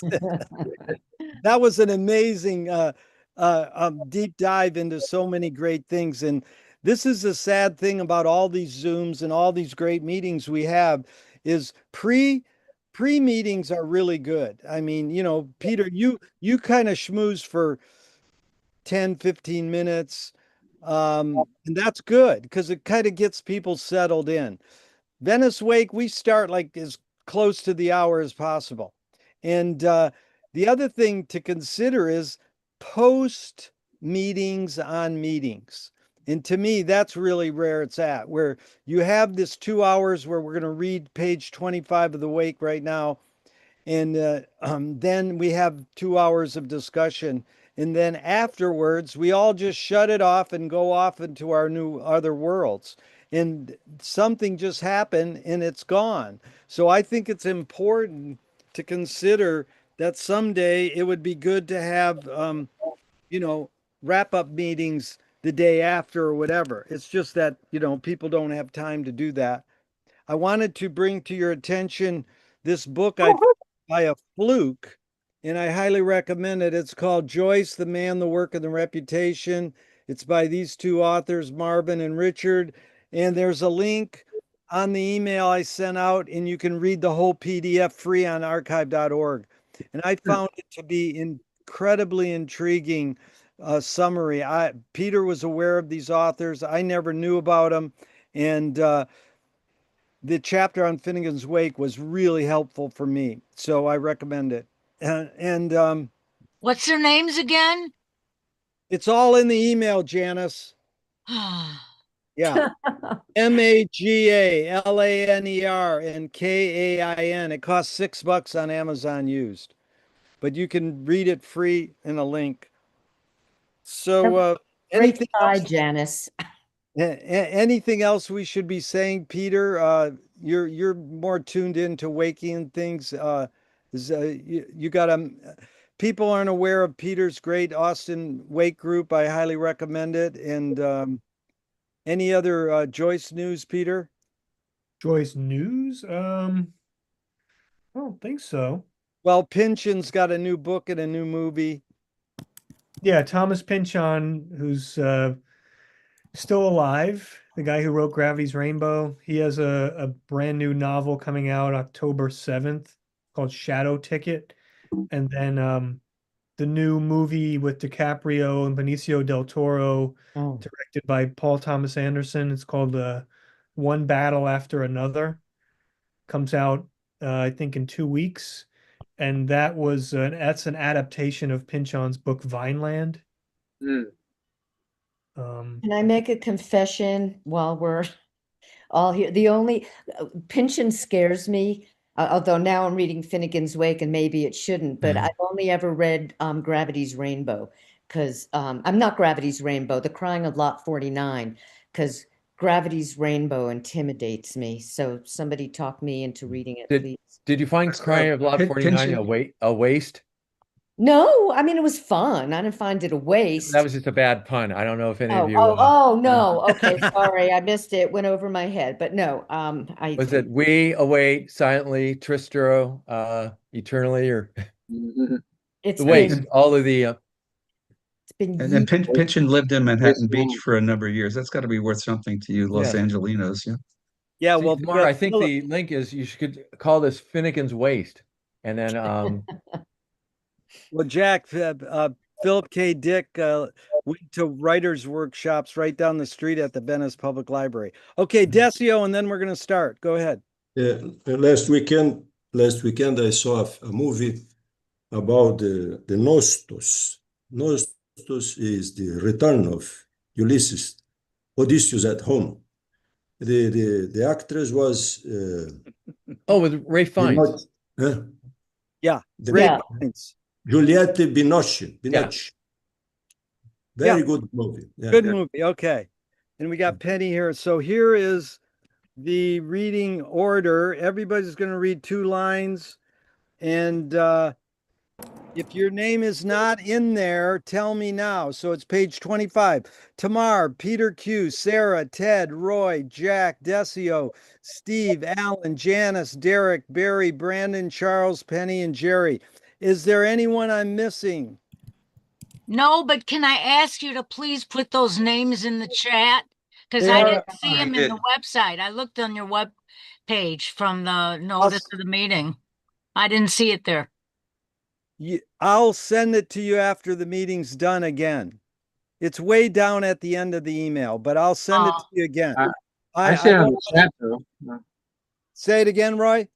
I saw it on the chat. I mean, it's on my chat. So. No, it's misunderstanding. The reading list is in the chat.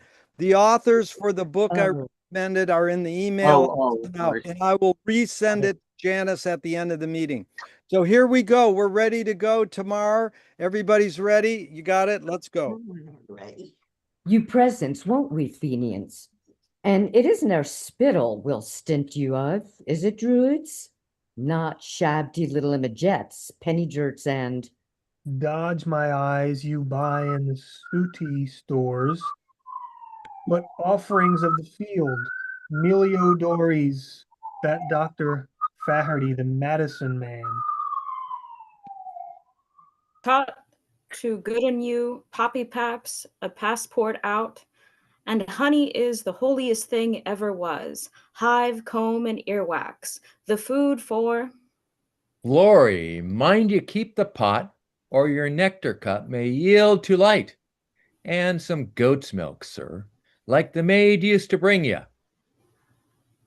Your famous spreading like Basilico's ointment since the Fintan Lallers piped you overboarder, and there's whole households be. Yon the Bothnians, and they calling names after you. The men here is always talking of you sitting around on the pig's cheeks. Under the sacred roof tree, over the boughs of memory, where every hollow holds a hollow, with a pledge to the dranks in the song.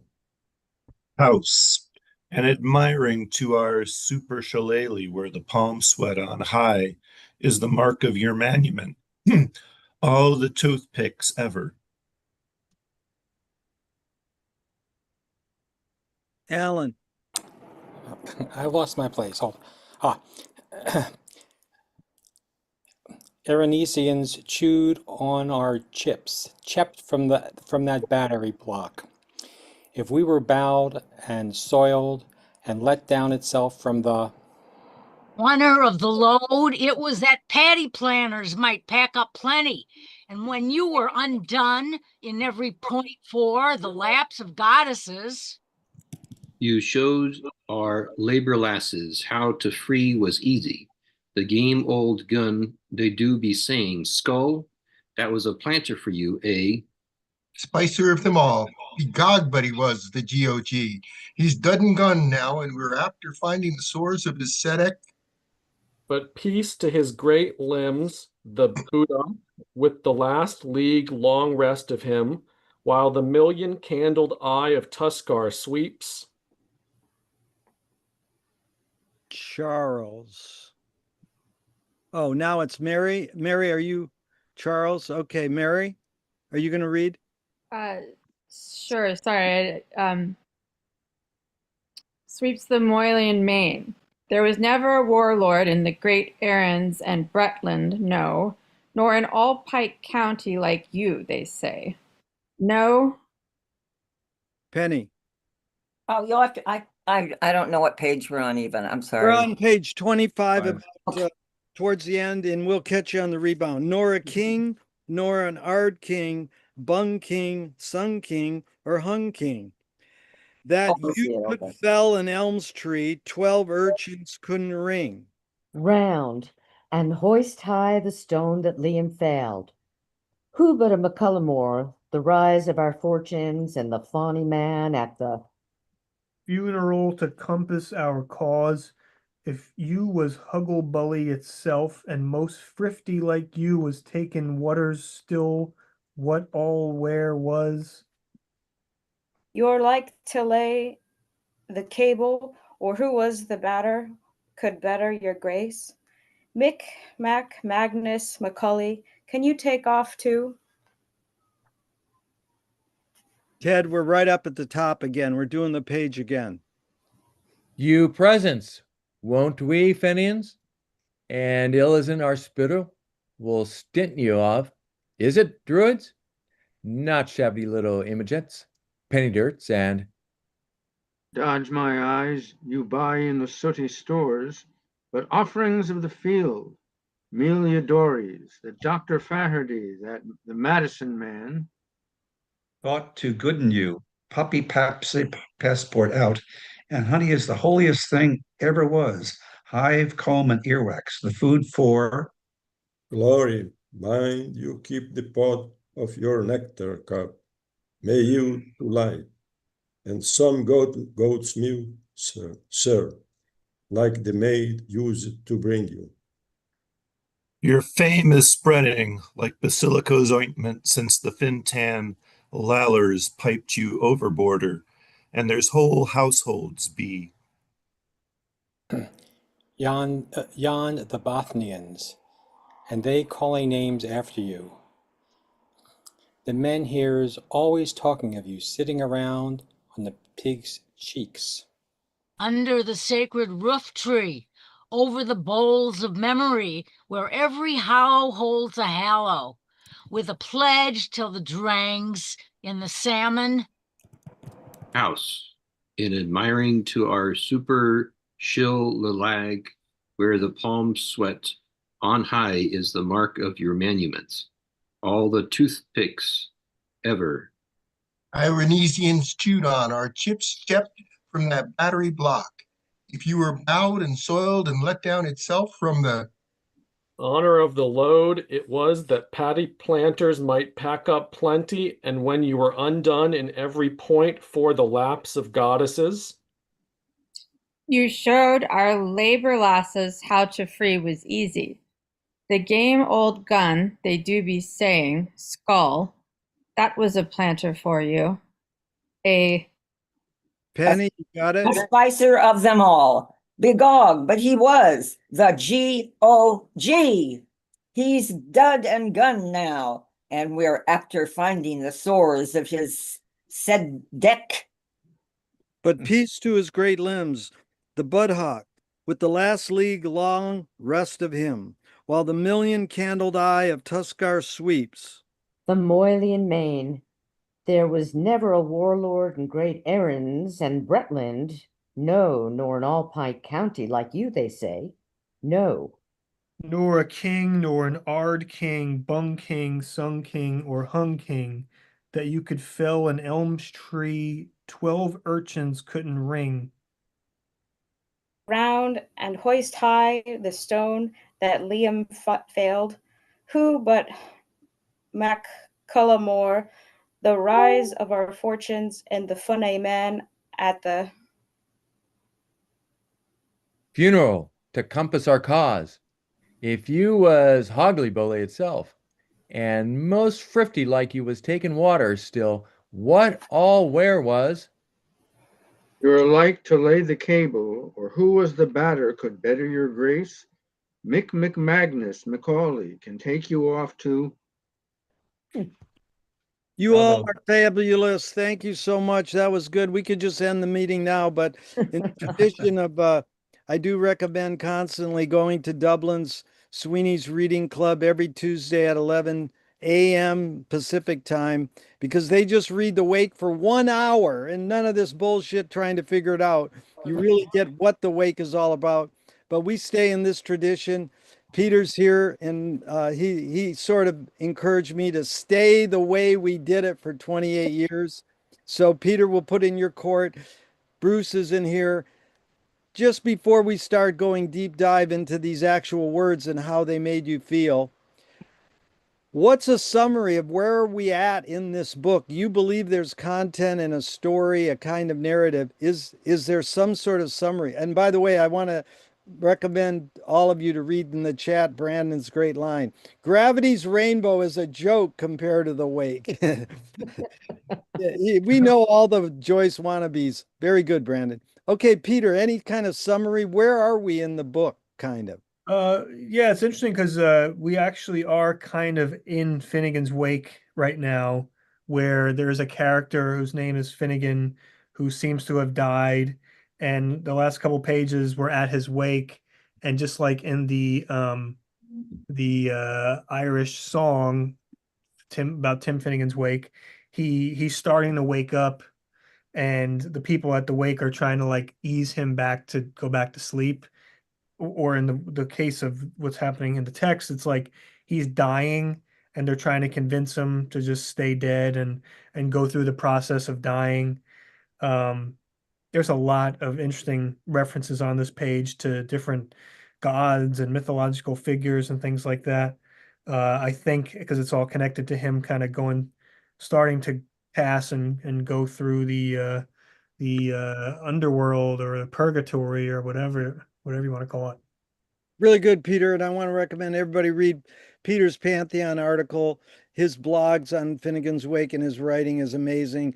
I Ching, Salvador Dali, it's unbelievable. Now, all I ask is people raise their hand when they want to speak so we're not talking over each other and turn into a Robert Altman film or just another Finnegan's Wake wannabe That experience. would be nice.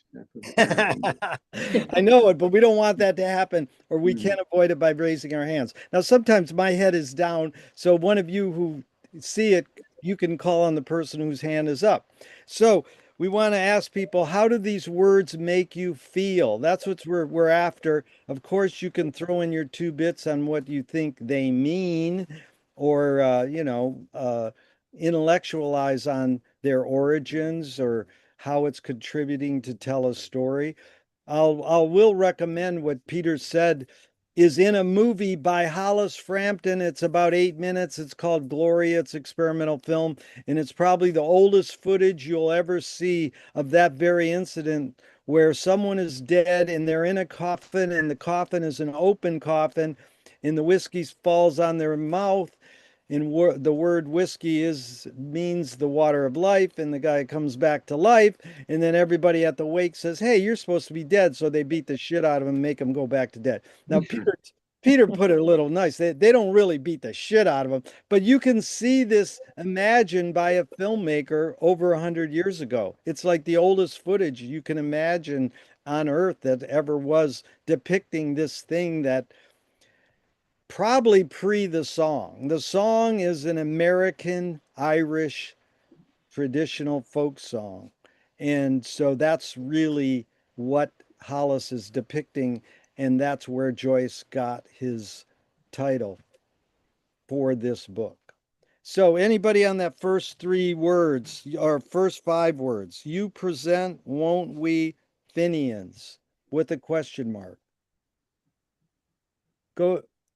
Go ahead, Ted. You were going to say something? Not yet. Okay. Anybody? Okay, we'll just skip to the next. What's Sooty mean? On the Wait. line 3. Well, let's continue on line 1 and 2 first. We'll get there. Okay, Barry. So in line 1, when he says, "Won't we Fenians?" The he's associating the Fenians with Finn, although that's actually not an accurate association, but he's doing it quite deliberately. And the Fenians are the Irish Republican Brotherhood of the 1860s and 1870s. So he's bringing together a couple of different periods in Irish history. And then it isn't the spittle will stint you of, is it, Druids? Again, we're getting to the Druids of the Celtic era, and the spittle would be something of a sacred fluid. Right. So that's isn't our spittle will stink you of, is it Druids? So that's again 2 questions right off the bat. Go ahead, Ted. So every now and then, I like to try to just read this just as though it were a novel. And the idea of the first two lines is I get this tone that there's just a tone, and there is this kind of salesmanship that's going on. And it's saying, isn't our spittle? We'll stint you of it. Is it Druids? Not shabby little images, penny dirts. So there's saying, look, we're having a party here. And I think then when I think of politics, I also think of political parties. And there's this really association of drinking, political parties. And this is people getting together for a social event and they're selling what's going on. Absolutely. That's a pretty interesting mix. In many contexts, drinking and social gatherings are indeed closely linked to. Wow, we got somebody taped. Very good, Ted. And that's funny because McHugh says that medicine men anointed with spittle. So, and isn't our spittle, how do you conjure that? Like medicine and partying? Is there a difference? Ask Terrence McKenna. Right. We're thinking about party drugs.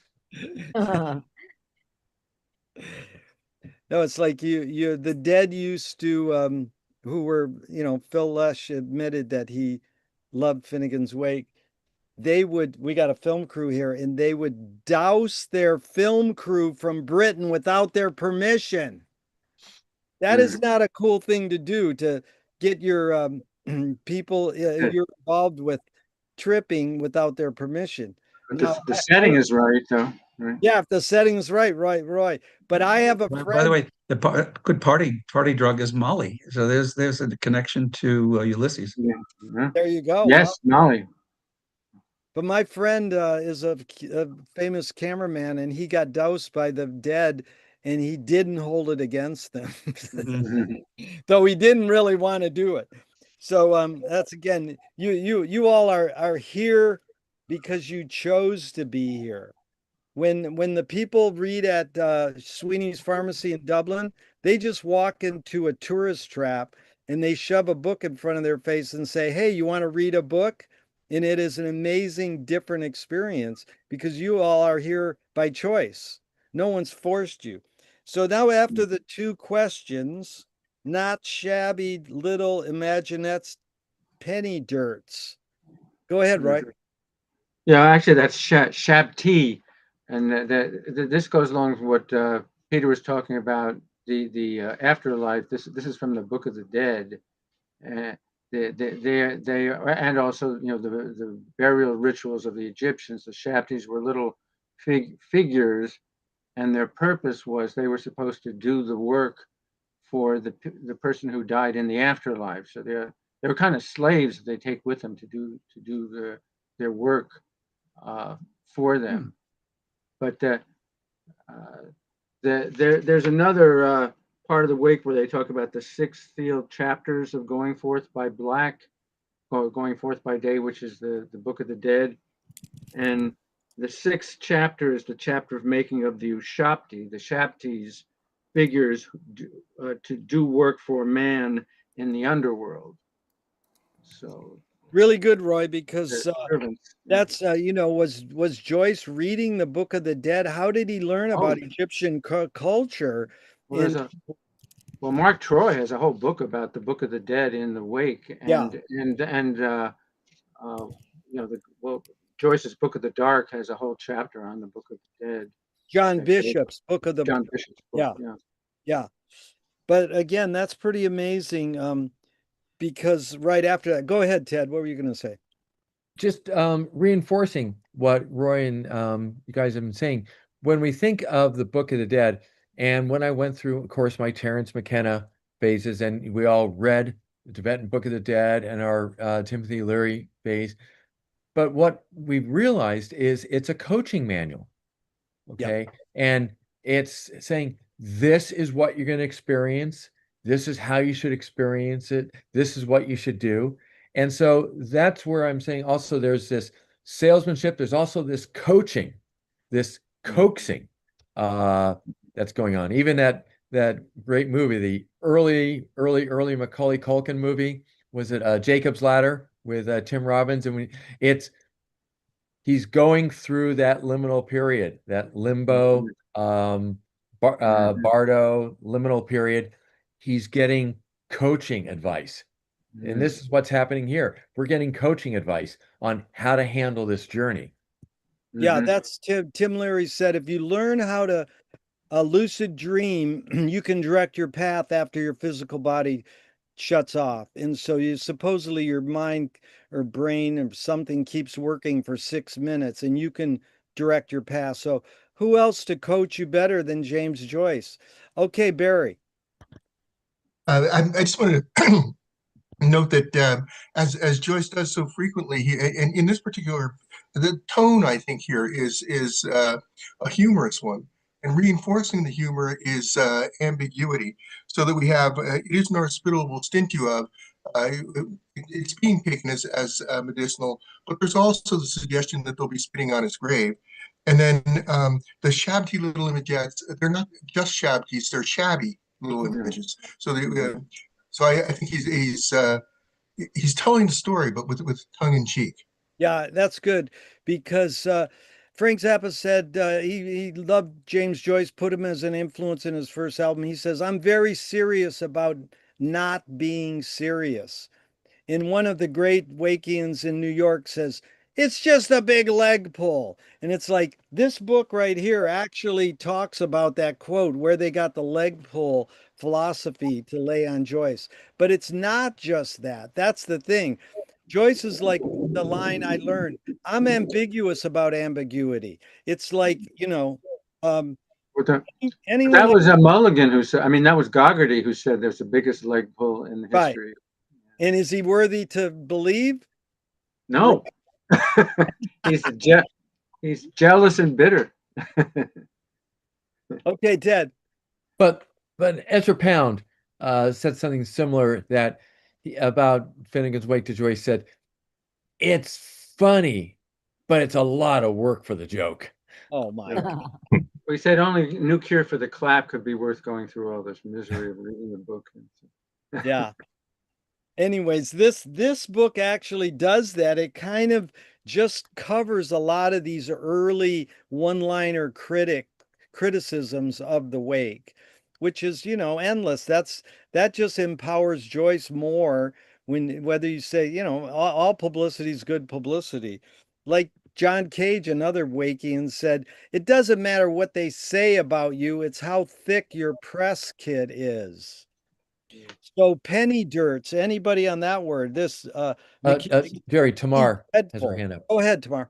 Oh, yeah. I was just wanting to follow up on something that Ted said, and it really does sound like a sales pitch. Yeah. These aren't just shabby little images. Penny dirts, dodge my eyes. Oh my God, these are offerings of the field. Yeah. That's why Joyce comes out of symbolists who spawned advertising. Go ahead, Steve. The penny dirts and the dodge my eyes made me think of how, like, when you die, they put pennies on your eyes, since this is all a funeral thing going on. Whoa, I didn't know that. Yeah, McHugh says penny dreadfuls, which are little, books that Pulp Fiction, essentially. And we have a member named Penny, so there. Okay, so everybody can find their own name in the Wake. It's really easy. Dodge me eyes. You buy in this. Now there's your word, Janice. Suti stores. What's Suti? Anybody? That's the Hindu widows immolating themselves after their husbands die. Yeah. So Suti means virtuous wife. So if why you're a virtuous wife, you will throw yourself in the funeral pyre. So I guess that would be if HCE is the one who's dead, that would be ALP would be the one who's expected. You mean this is a myth, Roy, or they literally would burn themselves? No, it was the real thing in Hinduism. They burn I themselves think they outlawed to it death. eventually. Yeah. They burn themselves to death after. Not always voluntarily. Throw themselves on the Not funeral always pyre. voluntarily. They were thrown. But they didn't bring it shop back, actually. first. Well, who's They making? would die anyway because the man isn't providing food anymore or something. And if they do, they just. Oh, yeah. But who made the statistic on how many did it on purpose and how many did it not on purpose? Oh, they thought probably the English. Who knows? I don't That's right. Blame it on the English. Go ahead, Barry. I think in addition to the sucky, it's also smutty for the penny dirts and Taj Mahal books in the smutty bookstores. Yeah. Yeah. Or sooty, dirty bookstores, you know. It sounds like Bloom is buying dirty books. Oh, he is. And all of you know, I've got a copy of Ulysses right over there. I bought in Venice at a garage sale for $5 when it was banned in America. And in the back of the book, there's penis enlargement ads because it was sold as a porno book. Well, that all right. That was part of the trial. They said that they allowed it to escape the censors. And no one could get aroused reading this book, you know. But I just dumpster dove that book, the most dangerous book in the world. On mute. That is an amazing book, I think, but it's a little embellished, isn't it, Peter? You've read it, the most dangerous book in the world. Is it a little embellishment with his trying to be a cute writer, or is it really just a great book? Kevin Birmingham? Yeah. Yeah, I think that's a rigorously researched book, and he's a Joyce scholar. I mean, so there's some things that he gets disagreements about, like whether Joyce had syphilis and stuff like that. Yeah. But yeah, generally, I think that's a really good book. Yeah. Okay. Peter, where does he stand on the syphilis question, since this has come up many times, so to speak? Yeah, he says he does. I know Richard Gerber, he strongly objected to that book because it said that Joyce had syphilis. Yeah. Oh, okay. Yeah, it caused a bit of a stir in the Joyce community because, yeah, Birmingham, I mean, it's a popular book, and Birmingham tries to argue that Joyce had syphilis. But a lot of people have argued that. I mean, he's certainly not the first, right? So why is he getting the flack? I think because it was a successful, popular book, and because he was trying to treat the issue as, case closed. This is what this is what it was. Okay. I think he also wrote a separate article in some publication around the same time about that specific thing. I think one of the arguments against it said, well, why didn't Nora have syphilis if he had syphilis? It's a legitimate argument, and I've wondered. Yeah, like say the word safe sex is an oxymoron. There's no such thing as safe sex. Well, what I love is the English call syphilis the French disease, and the French call syphilis the English disease. I really do. It's funny. Okay, now this word Meliodorus, that Dr. Flattery, the Madison man. There's Madison Avenue. Taught to good you. Anybody on that sentence? I want to say thanks to Duncan for being one of our guides, and he couldn't make it today, but this whole thing's going to be on his channel. And he emphasized to me the other day that people don't always realize that Joyce used other things than words in the wake. Commas, periods, there's no quotation marks. What do you call those things you put around a few words? Parenthesis. Parenthesis.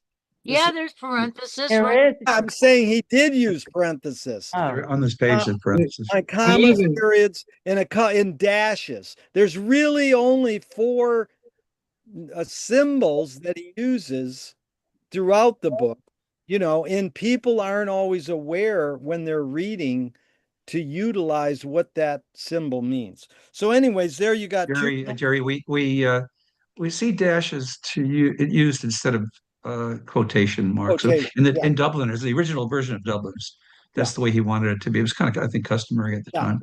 And he even talks about in the wake. He says that talks about readers who infer from the absence of inverted commas, also known as quotation marks, that he was incapable of misappropriating the spoken words of others. There you got a sentence with 3 commas and a period. Anybody on that sentence, how to make it feel? Ignorant. Yeah, right. Troubling. Very good, Roy. How many years you been teaching English, Roy? How long teaching English? Yeah. Hey, a long time. Oh. Since they began it. Yes, since they began. I think you're just being humble. Okay. Yeah. Nobody wants us tomorrow. Go ahead. Yeah, that the word meliodaries, that's like got like 4 concepts in that one word. Or Okay, we've what got- are they? Well, miel is honey. Yeah. Melio is melody. Odor is stink. Wait, Ah. I lost the last one. Thank God. So, I mean, in one word, he gets 4 completely, not his concept. 1,000 years. 1,000 years. 1,000 years is Oh. Tears. Oh, there you go. Thank you. There you Yes. go. Oh, 1,000 tears. That's Italian? Irish. Oh, Irish. Sorry. 1,000 tears. Beautiful. What word is it? Which part of the word is 1,000 tears? Doris is. I mean, I know mil is 1,000 in Irish. Yeah, Oh. Mills is Ah. 1,000. Deora. Mil deora. Is tears. Yeah. And a transition, I think, is set up with the offerings of the field, and then you go into the first portion of it is the honey. So these are the offerings, the gifts that are being given. Yeah, very good. Taught to gooden you. So that is he emphasizing a motive? These things are taught to gooden you, like to help you? What? To make you good. Make you They better. put in you. Yeah. Well, who's Dr. Faherty? This guy from Second City. I think his function is what we're seeing here. Dr. Flaherty is a doctor, and he's making you better, goodening you. Medicine man, yeah. Medicine man. Very good, Barry. Okay, Poppy Paps, a passport out. That's a short one. There's an apostrophe and a period. Anybody on that one? Poppy is opium, There you go. heroin. Passport 2 is a skeleton key, so it's will open any door. Passepartout. Yeah, passepartout. He's promoting drug use. Okay, Ted. Well, a passport because you're on your journey too. Yeah. Passepartout in French. Go ahead, Alan. Yeah, I just wanted to go back to that sentence about Dr. Flaherty, the Madison man, and you chimed in, Madison Avenue, and so and I read it that way too because I have an advertising background and it was obvious to me, and I wondered about it being sort of a dig at advertising and how advertising can change a person. Truthfully, with a little bit of a lie, who knows? Yeah. I surveyed what was the first human invention for many years, and one art student told me lying. Now, most of us hate advertising and we think it's bad, but McLuhan nailed it. He said advertising is the cave art of the 20th century, or the 21st century. What you can learn a lot from a culture by studying their advertising. And most of us can't recite a poem that we learned in grade school, but we can recite some stupid television Slogans. Winston tastes good like a cigarette should. There you go. LSMFT. Yes. Go ahead, Barry. Yeah, I don't think Joyce sees advertising as the negative that we tend to see it today. And Leopold Bloom is an advertising canvasser. Yeah. Totally agree, Barry. And all over Ulysses, you've got these billboards, and in the magazines, the ads that Gertie McDowell is trying to emulate. And I agree. I don't think it's seen as a negative, although the people around him, the characters in the book, see it as a negative. This is especially Mulligan. And it's back to symbolist poetry, Spawn the Wake, and Finnegan in advertisements, because Mallarmé said, don't paint the painting, paint the effect you want on the viewer.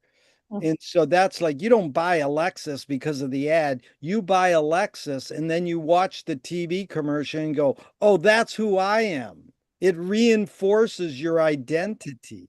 I mean, I wore Converse tennis shoes for 50 years plus.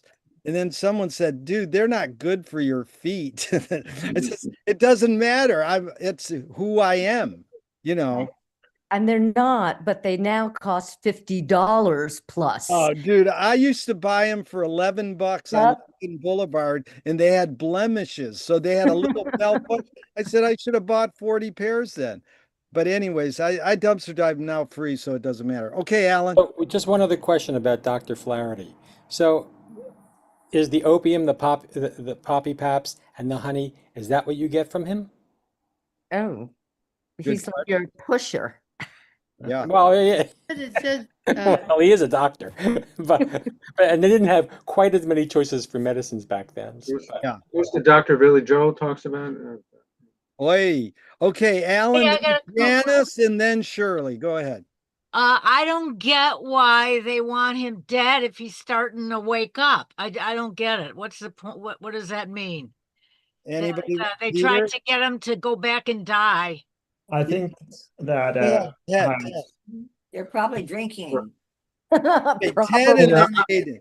Aiden. On the Aiden, previous go. page, Go. they tell his ghost, "Don't be walking." When the ghost walks, it comes back and haunts people. So he says, "Don't." Okay, Janice, They're trying to keep him from doing that. We could probably talk about that forever, but Aiden and then Decio, go ahead. I was going to say that I was going to answer to Janice though. I think that in an element, they're kind of coming to terms with his death. You know, it's hard to come to death with the terms of, of a parent. But they kind of say, no, this is for the better. You're not going to be that far away. And when it says here, Poppy Paps, a passport out, I was kind of interpreting that as saying, we'll join you in heaven soon enough, Pap, Poppy, Dad, we'll be there soon enough. So don't you worry about having to go around now. Really good. I ask people in my podcast, if God exists, what would you like God to say to you after you die? And they all go, you did a good job. I goes, that's lame. But this is one guy said finally after 40 years, 1,000 interviews, he goes, God would say, I checked the records. We messed up. You're going back. Once you're dead, people don't want you to be alive again. So, I mean, Janice. Why? Because of what Paul Krasner says. I only believe in reincarnation in one of my past lives. Who knows? And we should all. Nobody dies. That's bullshit. You live on through the memories of the people who loved you. Go ahead, Tamar. Yeah, I think to answer Janice's question, I think, you people say when somebody dies, they're in a better place. Right? Religion pushes that. You're in a better place. You're going to heaven unless you go to hell. But I think that either the narrator or Joyce is saying poppy pap. It's like poppycock. That's bullshit. Yeah. No one dies. We invented the word die, and we think we know what that means. So things don't exist on their own. They only exist in relationship. Barry and then Ted. O'Flaherty, Dr. O'Flaherty, that is one of the middle names of Oscar Wilde. What was it? I'm sorry, Barry. What was the other name? Oscar Fingal O'Flaherty Wills Wilde is Oscar Wilde's full name. And then Janice, with regard to getting Finnegan to fall asleep, I think on one level, Finnegan is that bedrock of history. In the very early pages, we see Finnegan fall, and his head's at Hoth, and his feet are in Phoenix Park. So if you can't get Finnegan to stay still, the earth is going to move beneath your feet. Oh. He is the bedrock on which everything is built. He's the baseline of history. Sounds like a Carole King song. Okay, Desi. As Peter was talking, there is somebody giving some recommendations to him. From the last page to this page, there is a series of U. In this page 25, there is 13 U's. So is somebody recommended? Line 2, line 3, line 5, line 7, line 10, and so on. Yeah. 13 use. You. Very good. Okay. So why? Why is that so? Why? Some recommendations to him after his resurrection. But also, I know earlier we were talking about the Egyptian Book of the Dead, the Tibetan Book of the Dead, and their instruction manuals to basically prevent you from coming back into the cycle of life and death, where you're trying to, let your candle be blown out, which is what nirvana means. But like when you're going through in these books of the dead, they say that after your spirit leaves the body, you go through all these trials and you're seeing monsters and you're seeing all kinds of crazy shit. And if you're reacting to it, it's your way of being drawn back into a body and being reincarnated. So it's kind of like at the previous page 24 says, let your ghost have no grievance. It's like let go of things. If you don't let go of things, you're going to come right back.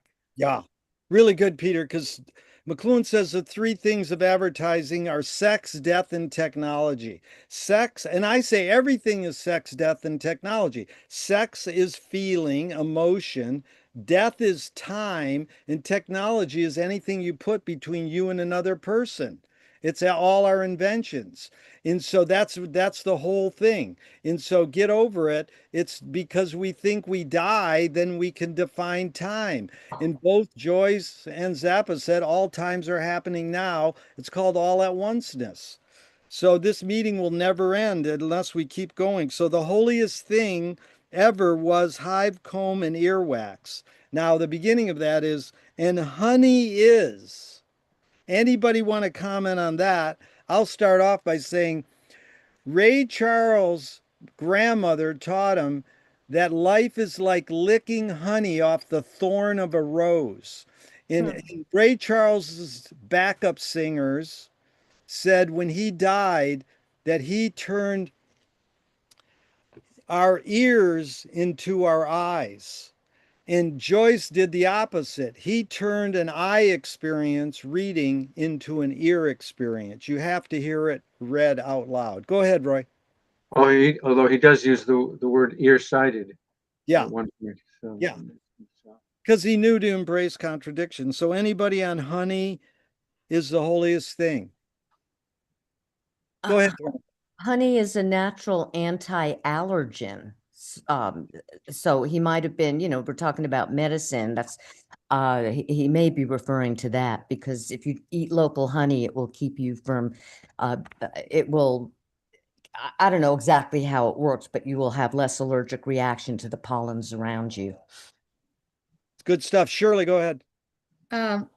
Also, you can't feed babies honey. You can't honey is something that you can't eat until you develop your own immune system. Really? Wow. Wow. You can't give babies honey. Like you have to wait till they turn like 1. What's your source on that, Shirley? 2. I'm a mother. Years old, and it's because honey is the holiest thing ever. Also, yeah, I think it's also because someone was saying, honey comes from the bees, you know what I mean? And the bees, it's like honey is part of this whole cycle, you know what I mean? With the birds, the flowers, the bee, all this stuff. So I think it's just a symbol of like a very holy thing that holy thing is really beyond us. Also, I wanted to say about death that there's a big fear with humans that like humans don't want anybody really ever coming back from the dead just because humans really need that kind of mystery alive in like each of us to keep believing, to keep moving forward. So I think that nobody wants that. Nobody. I don't think humans can take knowing what's going to happen after we die. They can't. Yeah. Let me just take so great for Hamlet. Hold on. Alan's your next, but I wanted to thank Shirley. But I wanted to clarify. You said what's your source on that? And you said because you're a mother or your mother. Well, that's what I've always been told, that you can't give kids honey right away. So word of mouth is what you're word of mouth. Yeah. Okay. Hold on, know that. Alan, hold on, because So let me make the honey phrase a little easier. And honey is the holiest thing ever. You know, the Holy Land is the land of milk and honey. Oh, yes. You know, and I think I think he then takes that and makes it he undercuts it. You know, the holiest thing ever was hive. Okay, the comb. You know, the waxy stuff and where the honey is, and earwax. Well, we can produce something similar to it too. But you know, it's kind of a a dirty thing that you want to get rid of, and it plugs up your ears so you can't hear. Well, hive comb and earwax is also HCE, HCE, yeah. whatever that's worth. But I have to, Derek just put a comment in the chat that just begs for more information. But Derek, speak. What do you mean you met Al Pacino after he died? Yeah, sorry, my camera is not working, so I have to have that off. But yeah, I went to at my last job a couple years ago. I work as a counselor here in Los Angeles, and help at that time was helping men coming out of prison. And we got tickets to see a private performance of Al Pacino reading Richard III, mostly to English teachers in LAUSD. And so he and along with a bunch of other actors did a performance of reading of the play. And he stayed around afterwards and did a Q&A for a very long time, well over an hour. And it was great. He was just it was, great to see him so excited talking about Shakespeare. You could tell he was just very passionate about it. But he mentioned that he actually had died. And so he died, and he said that he doesn't remember anything happening when he died, but it was, I believe, during COVID, either 2020, 2021, around that time. And he was dead, legally dead for a brief moment, and then came back. Right, but that's a whole storytelling phenomenon, medical, however you want to call it, pseudoscience. It's people describing that, what do they call it? After death? After death experience, but that does not ring completely true, because no one has really ever died and come back and described it. They almost died. So that's the key. He didn't die because he's still here. Right. But that's things don't exist on their own. That's why no one will ever die, because no one's ever come back and said what happens. They almost died. And then they embellish it with the words. So, I'm not arguing. I'm just saying that's how I. But we're missing the Christ fable, aren't we? Go ahead, Jack. Well, we're missing the Christ fable. It's a fable. Well, I mean, I agree with that completely, but we're missing that. That's kind of archetypal in Western culture, isn't it? There's nothing wrong with archetypes. Yeah. From Cliched Archetype is McLuhan's great book. I want to go back, Roy, before we go on, because Mary was going to say something about honey. Did you want? Nothing profound, but I can back up Shirley, because I'm a physician, and honey contains very tiny amounts of botulinum toxin, often not enough to affect an adult, but a baby's immune system, they can get botulinum poisoning from honey. I don't know if it's relevant here, and I just wanted to sort of add that I'm still reading this as the salesmanship of the word honey in Dories, which I still don't know what that means or if there's any intention behind it. But since he talks about honey there, he's going on to say, and honey is, the holiest thing ever. It's great. So it sounds like a sell, but I'm not sure what. Well, thank you, Mary. I think we're going to turn our podcast into a health advisory thing and just use Finnegan's Wake as our guide. But you mean Roy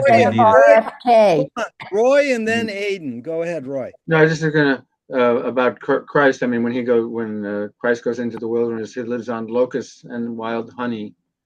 So. Does Christ ever talk about when he's resurrected, his death? Does it, I don't know. I just know some of the Gospels not very well. He said he saw a big light.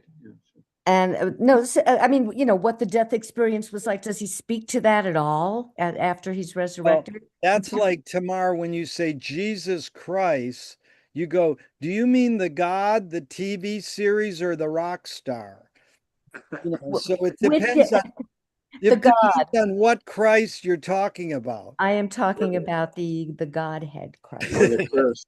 Anybody know the answer to that? Okay, I got a couple people, they can answer that as well. First, we're gonna have Aiden and then we're gonna have Sarah. Go ahead.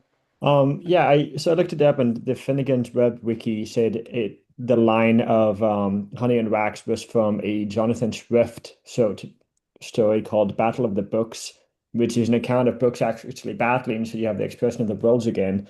But the actual line when they mentioned honey and wax comes from an argument between a spider and a bee, and they're saying which of us is better, and the bee says, which is better, a lazy contemplation of 4 inches round by an overweening pride, feeding, and engendering on itself, turns all into excrement and venom, producing nothing at all but flybane and a cobweb. So he's describing the spider. Oh, that which by a universal range, with long search, much study, true judgment, and distinction of things brings home honey and wax, and that's the bee. So the bee's saying that we're better than spiders because we actually make things, we put in a lot of work and effort, and then we kind of nurture people off of that. And I think that that's just talking about how, the importance of humanity being people that uplift things and we really put in the work. Aiden, what's the source? Was that a poem? That was from Jonathan Swift's. Oh, Jonathan Swift. Thank you. Yeah. Okay, who was up? Sarah, sorry. I'm pretty sure I've heard that pure honey doesn't spoil. So I've heard of accounts where like certain honey could be like 2,000 years old. It's Um, the perfect food. yeah. But I've also heard of like a English wives' tale that when somebody passes away in the family and they're like beekeepers, they need to tell the bees like the news, like what's happening. And of course, like the honeycomb is a hexagonal, which is connected to, it could be like connected to like the planet Saturn, which is connected to time. So just something to make that connection. Wow. Really good. My goodness. Yeah. Okay. I just wanted to add about just one last thing about honey, is that honey is given to like kids and given to people like it's like a it's sort of like a it's a bribe, or it's some kind of like oh you've done good. So this thing about the honey, it's just saying to me it's sort of like bribing him to like go ahead and stay dead, because he'll be enjoying honey's sweetness and all that. I gotta say something about Jesus dead. When I was a little girl, he was in my closet and he just stood there and he just had a little smile. No words. And I was terrified. I don't know. He was You're already not dead. supposed to be terrified, isn't that? Well, I'm a Jew. I'm a Jew, okay? Oh no, Janice, that's the scariest thing I've ever heard. I hope I don't have a nightmare tonight. Jesus in the closet. Well, he had a pot of honey in his hand also. Yeah, right. No, he wore my brother's translucent belt. It's weird. I thought he was a woman. Okay, now we're on to this. One more thing, Jerry. I just want to say one thing. Sorry to cut you off. Janice, you are Christ haunted. Well, he's not in the closet. He's not in the closet anymore. He's come out of the closet. He's come out of the closet. Yeah. Really, that's great. It was Is Paul that's Lynn. a Flannery Connor thing, being Christ haunted. No, it was a Paul Lynn thing from Hollywood Squares. Mind you keep the pot, and your nectar cup may yield too light. So that's pretty amazing. The word "too" spelled that way. Because yield too light makes sense if it's TO. And some goat milk, sir, like the maid used to bring you. Anybody on those two lines? Go ahead. We have honey, cum, wax, nectar, and milk. Yeah, very good. Tamar. Yeah, too light, I think in this case means not as much as it should be. Yeah. You know, it yields too little. In other words, whatever it was supposed to yield, it didn't come to that. Yeah. Your fame is spreading like ointment, scents, blah, blah, blah, blah, blah after you. Anybody on the next sentence? Can we go to the sentence before and some goat's milk, sir, like the maid used to bring you? What do you think? course. That which I don't know what reminds me of the very first page of Portrait of the Artist, but because of the moo cow. But here it's a Oh. goat. Okay, we have Ted and then Aiden. Well, Tamar, you're absolutely right. Not only the first page of Portrait of the Artist, the moo cow, but the first couple of pages with Ulysses, because when they're at the Martello Tower, they have the woman bring the milk to them. Oh, yeah, yeah. Mhm, And then mhm. we also think, and I believe Decio already set the table on this, the whole idea of land of milk and honey. Yeah. And so, Alan, that was Alan, I Yeah. think. Yeah. Okay, Aiden, go ahead. Yeah, well, so I was wondering, can honey go bad if it's exposed to too much sunlight? And I found a website that said it can. So what I'm wondering is if it's saying you have to keep the pot, because if you have it in a nectar cap and you carry that around with you and have all your honey with you as you carry it around and it's exposed to the elements, it's going to go bad. So you have to protect the earnings that you've got. You've got to protect your net. Yikes. Oh, Alan, you're on mute. Muted? Just want to go back to that line. Mind you, keep the pot or your nectar cup may yield too light. You know, someone's collecting the honey here, right? And if you keep the pot that it's in and just give the honey, you're not going to give as much honey as you actually collected, because honey is thick and it's viscous and it's really sticky and it's all going to stick to the bottom, not to the bottom, but to the sides and the bottom of that pot or nectar cup. So I just think it's this idea that you know, it's a holy thing, and with holy things you treat them carefully, and maybe it's an offering, and you don't want to by mistake or on purpose make your offering a little light. Good. Roy. Yeah, I actually remember. I was thinking of Grace. I think is that the second to last story in Dubliners, where they're trying to reform the current in the alcoholic. They say, "Wash the pot." We're going to wash the pot. That's the way to repent and be saved.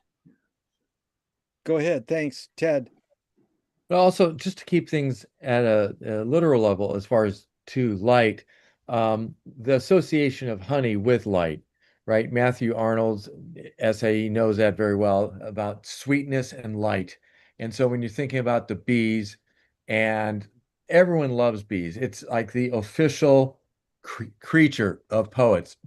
Virgil writes his poems in the Georgics about the bees and the hive and all the stuff that is involved. And so this is a very literary reference, but it's about the light also. And of course, the candles are there to see the light. And that's part of what you're doing as you go on your journey. You are beholding the light. Really amazing, Ted, because I learned from McLuhan that all words are metaphorical. Yeah, they're all made up. We know that. All words are metaphorical. Then what is the word literal a metaphor for? So you can tell me what you think, but two people have really nailed it. One said letter. A literal is a metaphor for the letter. And another one nailed it too. They said literal is a metaphor for light. So we're on to this pig's cheek line. I'm really excited about this one. Oh, The menhirs. We skipped a whole bunch of lines. Well, I asked people if they wanted to. Oh, I missed it. Sorry. What I usually do tomorrow is I skip to the next line and then they go, "Can I go back to the last line?"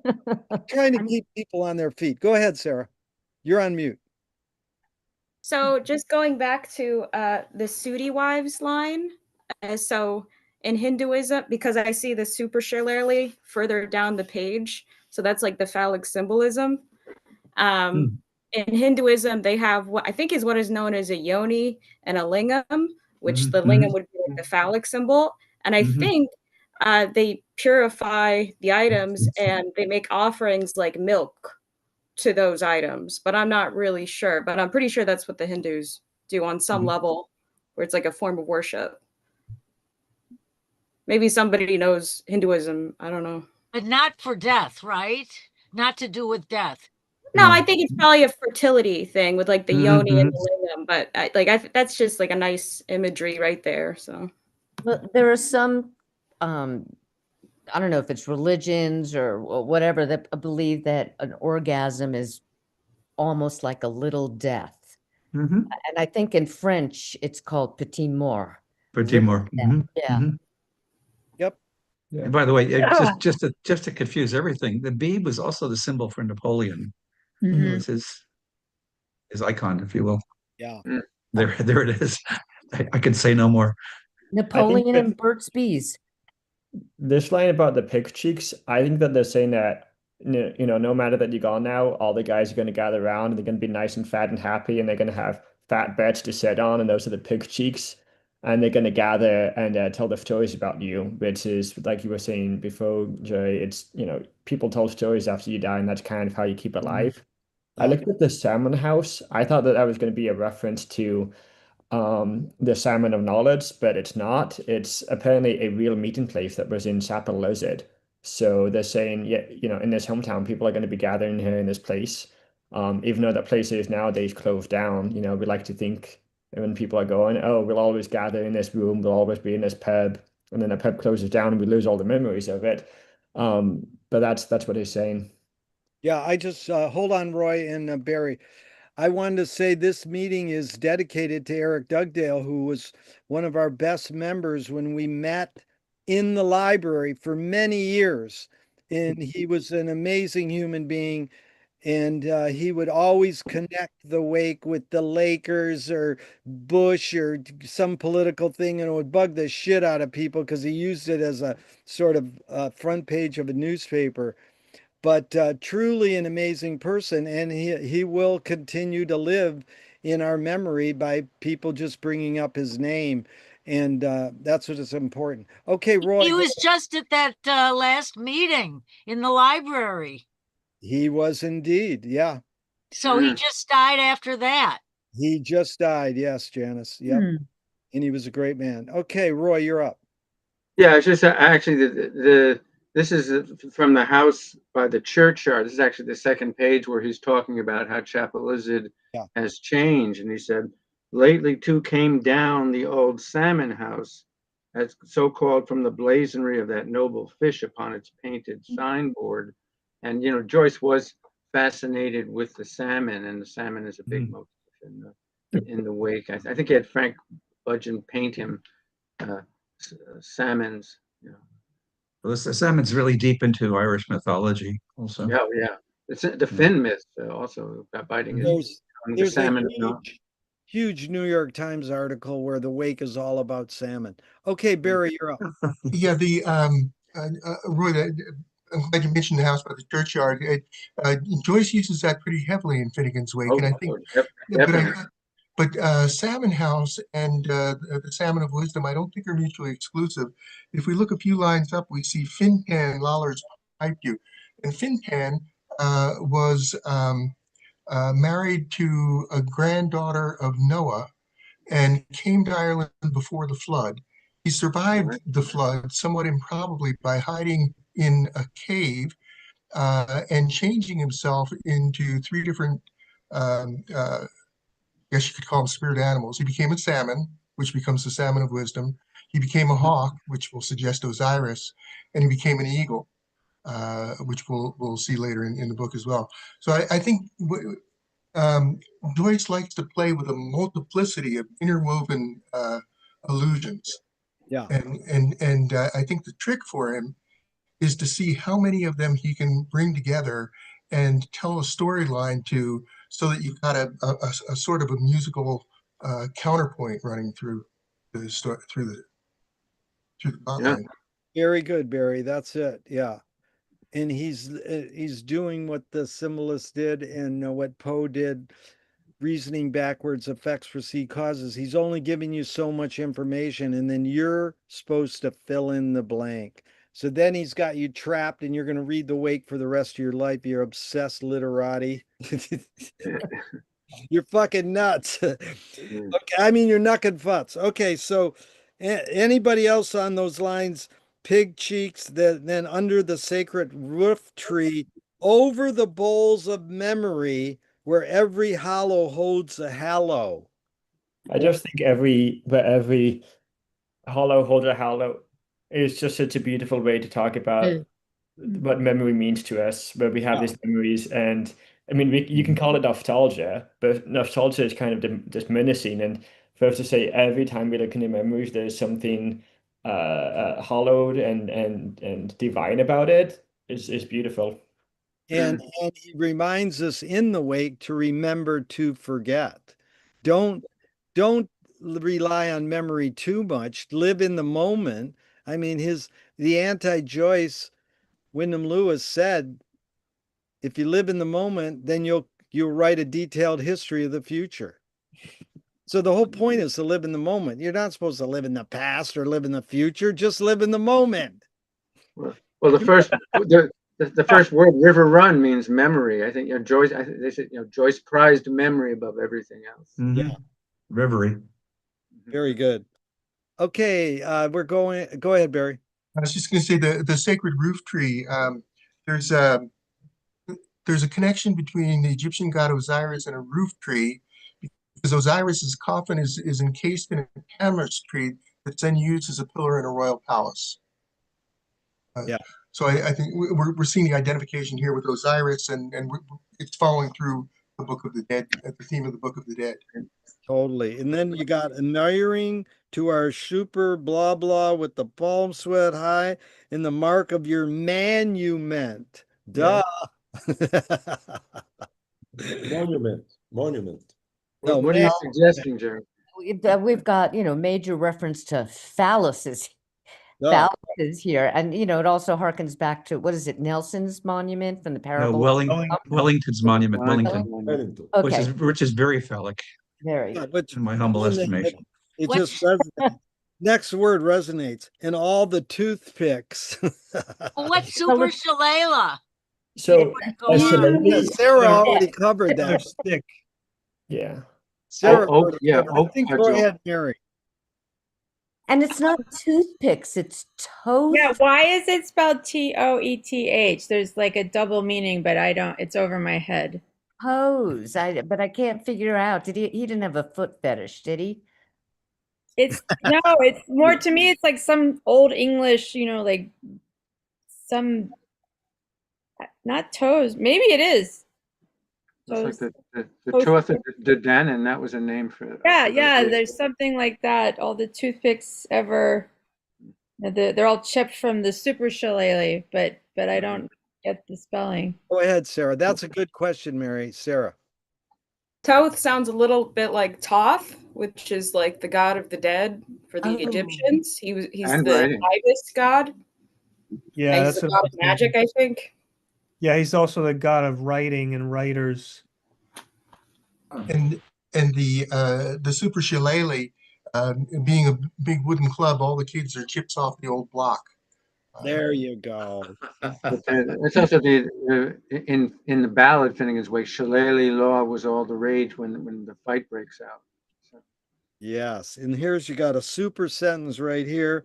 If we were bowed, how to free was easy. That is a long sentence. Anybody want to unpack that?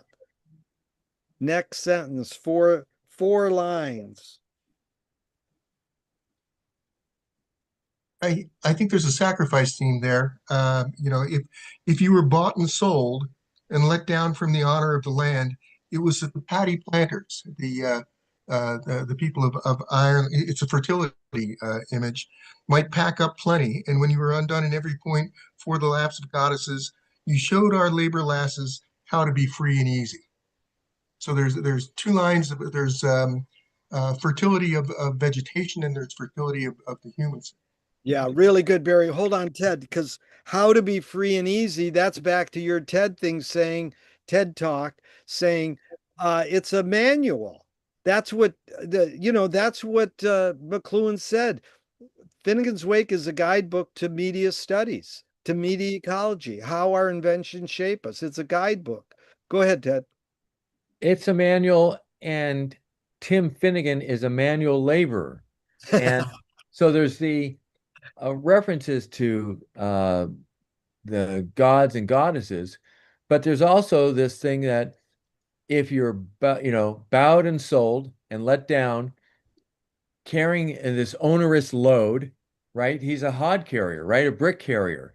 It was the paddy planters might pack up plenty, you're carrying stuff, and when you're undone, so labor lasses, how to free and easy. So there's a little bit of this sub theme of worker, and even with the Great Pyramids, right? And the great Egyptian monuments, they're put together by labor, bricklayers, brick carriers, masons. Woo, masons. By the way, Oh, Ted, hold on. I think the word point also pops up in bricklaying. Yeah. But Tamar has her hand up. Hold on, Tamar, 1 second. Sure. Just so I don't lose this. That's the rumor or knowledge that Joyce hung out with the Masons in Irish bars and then revealed their secrets in the wake. That's why the CIA used the wake to invent MK Ultra. Okay, go ahead. But also, Leopold Bloom is a Mason. Leopold Bloom's a Right, he Mason. is. Yeah, go ahead. For whatever reason, this whole sentence gave me an image of cotton pickers and, going one step beyond laborers to slavery. And I think we've got paddy planters, maybe think of plantations. And if you've seen pictures of, cotton pickers, they really are bowed or bowed over, carrying those huge loads, and they are soiled and they are let down. So I have a painting by a WPA artist from New Mexico named Hal West, who has his pictures of white cotton pickers. But whatever the color of your skin, you're pretty much looking the same when you're picking cotton, and that's just brought up that image. Tomorrow, that plantations were a big deal in Ireland also. Hold on, one at a time. Tomorrow, that's George Clinton, Parliament Funkadelic, said black people are still picking cotton, but it's out of the pill bottles. Okay. Now, Derek, you're up. Were you going to say something, Derek, or who Jack? Played? It was Jack. Go ahead, Jack. I mentioned about plantations. That plantations were a very big deal in Ireland. It started by James I, and then Cromwell just took the land and created plantations. Ireland was England's first colony, so the whole plantation concept. And used slave labor, was that used in the Irish No, they were tenant farmers. Okay, which is pretty close. Yeah. Mm-hmm. Go ahead, Roy. Yeah, and that gets back to the Shabties also, that they were meant to prevent the person from doing work in the afterlife. And they specify, like, there was agricultural work, like plowing the fields or harvesting. Those would be done by the Shabties, and so that the dead person could sleep pleasantly. What's paddy planters? On line 19. Plantation owners. And the Irish. Yeah, paddy, like paddy. Yeah, paddy is a slang word for the Irish, probably working class Irish. Like he's just saying you've. Oh, sorry. Go ahead, Aiden. He's saying if you are now bow down and you've let yourself down and you're about ready to die, don't worry, it's all for the good because the British colonists have made a lot of money off of you. Yeah. Well, bowed and soiled is also bought and sold. Is that what said already? Yes. Really good. Well done. It'll all be okay. Don't worry. Okay, so this is bad 70s rock, the game old JoJo Gun. They do be saying skull in parentheses and an exclamation point. That was a planner for you, a spicer of them all. That's a pretty straightforward sentence, but what does it mean? Anybody, or how does it make you feel? Go ahead, Jack. Well, the notes I have indicate that the game old gun refers to a guy named Michael Gunn, who was the manager of the Gaiety Theatre in Dublin, but I really, really, really want it to be about Maud Gunn. One of my absolute favorite people in that era. Joyce, Yeats' muse, he proposed to her 4 times. She turned him down 4 times. And then her daughter's name was Isolde. Okay. So when Yeats was in his 50s or 60s, he also proposes to Isolde. She also turns him down. So Maud Gunn was a great character in that period. An actress, very tall, and went to jail because of her nationalist tendencies. There's a rumor that she went into the Kilmainham jail with a little white dog in her hand. Thank you, Jack. That was good. Okay. Anyone else on that sentence? We'll go to B Gog, but he was the GOG. Go ahead, Sarah. I can't resist. Last night I was watching a thing on Lord Byron on Newstead Abbey because I'm trying to become more familiar with him. Anyway, it says skull that was a planter for you. So by his writing desk in Lord Byron's study, he had 4 skulls from, I think, Athens, like 4 ancient skulls from Athens, and he put them on planters on either side of his writing desk. So that probably isn't the reference here, but I just learned that last night. And I thought that was kind of cool. He also turned a cranium into a drinking vessel. So kind of strange. Joyce like Byron. I'm tying it in. No, that's mad, bad, and something else. Byron was dangerous to know. Yeah, Megalos mad, bad. Yeah. Hold on.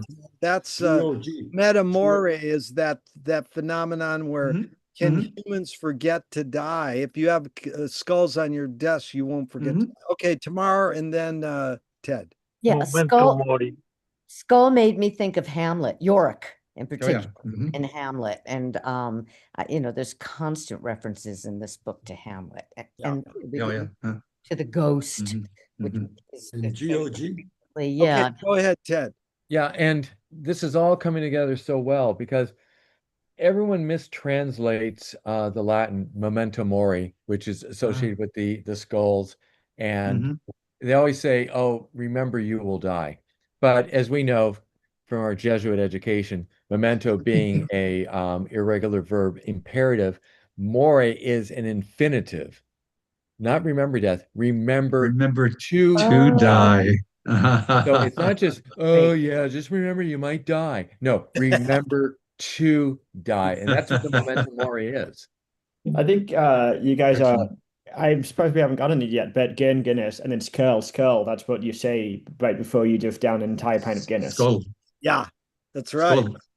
And that's like it. Slancha. Whatever happens to you after you die is whatever you believe happens to you. Okay, so now we're on to he dud a gun now, and we're after finding the source of his police. That's a long sentence. Anybody on the next sentence? Go ahead, Jerry. Jack. Just back up one step. The GOG. You notice there's a period after the first G. There's a period after the O. There's no period after the second G. Oh, interesting. Yes, there is. There's a period if you take the exclamation at the bottom of the exclamation point. Yes. Because you know this. Hold on, Roy, for 1 second. Do you know the phenomenon of the double duty interrobang? You brought that up once, and I'll never. Okay, I'd never forget it, but I've forgotten it. It's one of McLuhan's most famous loves of a punctuation that was invented. I don't know by who, but you take a question mark and then you superimpose an exclamation point over it, and they share the same dot. So it basically means what the fuck? WTF. Yeah. Okay, so but periods were so important to Joyce. The very first few editions of Ulysses had an entire page filled with the period at the end. So it's a great observation, Jack, that there's no period, but in essence, did he say, I will double duty this and have it a period and an exclamation? And talk about phallic symbols. Okay, go ahead, Ted. But just one small point. Joyce didn't call it a period. He called it a full stop. Full stop. English. That's the British way. Yeah. Yeah. Mhm. So we colonists call it the period, which has even a menstrual connotation, whereas in the UK it's called the full Mhm. stop. Mhm. Wow. Okay, Roy. Right. Yeah, also Begog and Gog is as a reference to Gog and Magog, who are these Yeah. Yeah. mysterious figures in the apocalyptic literature in the Mhm. battle at the end of the Mhm. world. The end of the world is going to involve Gog Mhm. and Magog, and Mhm.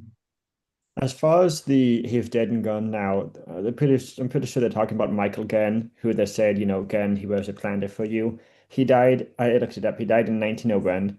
And it's interesting because they're saying, he's dead and gone, and we're going to find this pose of him all over the place. Peace be with him. But then they talk about the Eye of Tesca, which apparently was a lighthouse on the southeast coast of Ireland. And then it Mhm. says it sweeps the Moylan Main. And the Moylan Main, I looked this up as well, is the strait between Ulster and Scotland. So you've got a Mhm. lighthouse down in this side of Ireland Mhm. that's sweeping something all the way over here. And Mhm. so I don't really get what he's trying to do with that. Mhm. Go ahead, Alan. Yeah, so I thought when I saw Begog and Gog that it was Gog and And Magog. Magog, Yeah. but I couldn't get it to tie together, because you're Mhm. talking about two characters that are associated with end of days, and they have to be dead before the Messiah can come. And we do have he's dead and gone now. That's helpful, I think, but I I still can't get it to all fit together. Yeah. Well, he doesn't want you to fit together. But Peter, I think this is a great moment because we've often studying the wake realized every page is the DNA for the whole book. So it's like everything in this page is the whole wake. So why read the whole wake? Just read one page. Okay. Oh, so one other thing. I was just saying, one page of close reading is Yeah. like reading. Yep. Yeah, that's good. Okay, Alan, go ahead. We do have one other thing, one other little piece of the puzzle. So he's dead and gone now, right? But if you go to the end of the line,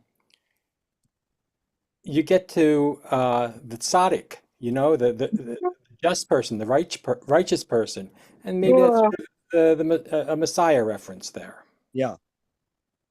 Okay, we're down to the next, nobody, okay, Tamar. One other comment. I'm just wondering if I keep saying Begog and then Gog. It makes me think of Gogarty. Look under. Mm-hmm. And who was, I guess, quite a celebrated poet in his time. He wrote EENT. He was the doggerel, ENT but I doctor. don't think he was celebrated. Oh, okay. He's well known, maybe. But He was a member of the he wrote an parliament. acrostic. He welcoming the troops back to Ireland, and he got it published in a very conservative newspaper. But if you read the acrostic, the line says that the whores will be busy. That's what he's had. Oh, I remember. He was a jokester. Okay, we're gonna go to Mulligan's model, right? The model Yeah, for he was Buck Mulligan. Yeah, but he wasn't quite as profane as Buck Mulligan, was he, Gogarty? He was Buck He was. Mulligan. He was pretty much that way. He was an Oh. EENT doctor. That's for Mary's benefit. He almost killed Yates also as a dentist. Yeah. On purpose? He almost murdered him? No, not on purpose. No. That's like the doctors who killed the same doctor killed Bach and Haydn. Oh, Really? Yeah. Mhm. Eye Murdered surgery, both them of or them. just No, he misdiagnosed? killed both of them. Killed two of the greatest artists in Western cultural Really? history. The same doctor. Yeah. Mhm. How? you're saying Quackery? Eye surgeries. Oh, Both of them had wow. eye surgery, and both of them died. They were 2 years apart. Jeez. Bad Yeah, luck. so watch it. Watch who you choose as your medical provider. So that's the joke. The nurse comes into the waiting room and looks at the patient and says, "The doctor will kill you now." Hmm. Okay, now this next Oh, that's funny. sentence. There was never a warlord in, and it ends with "they say." Anybody on that sentence? So Erin, that's Ireland, and Bretland, that's apparently Wales, but I think he's making a joke immediately by saying essentially Great Ireland and then the small land of Bretland.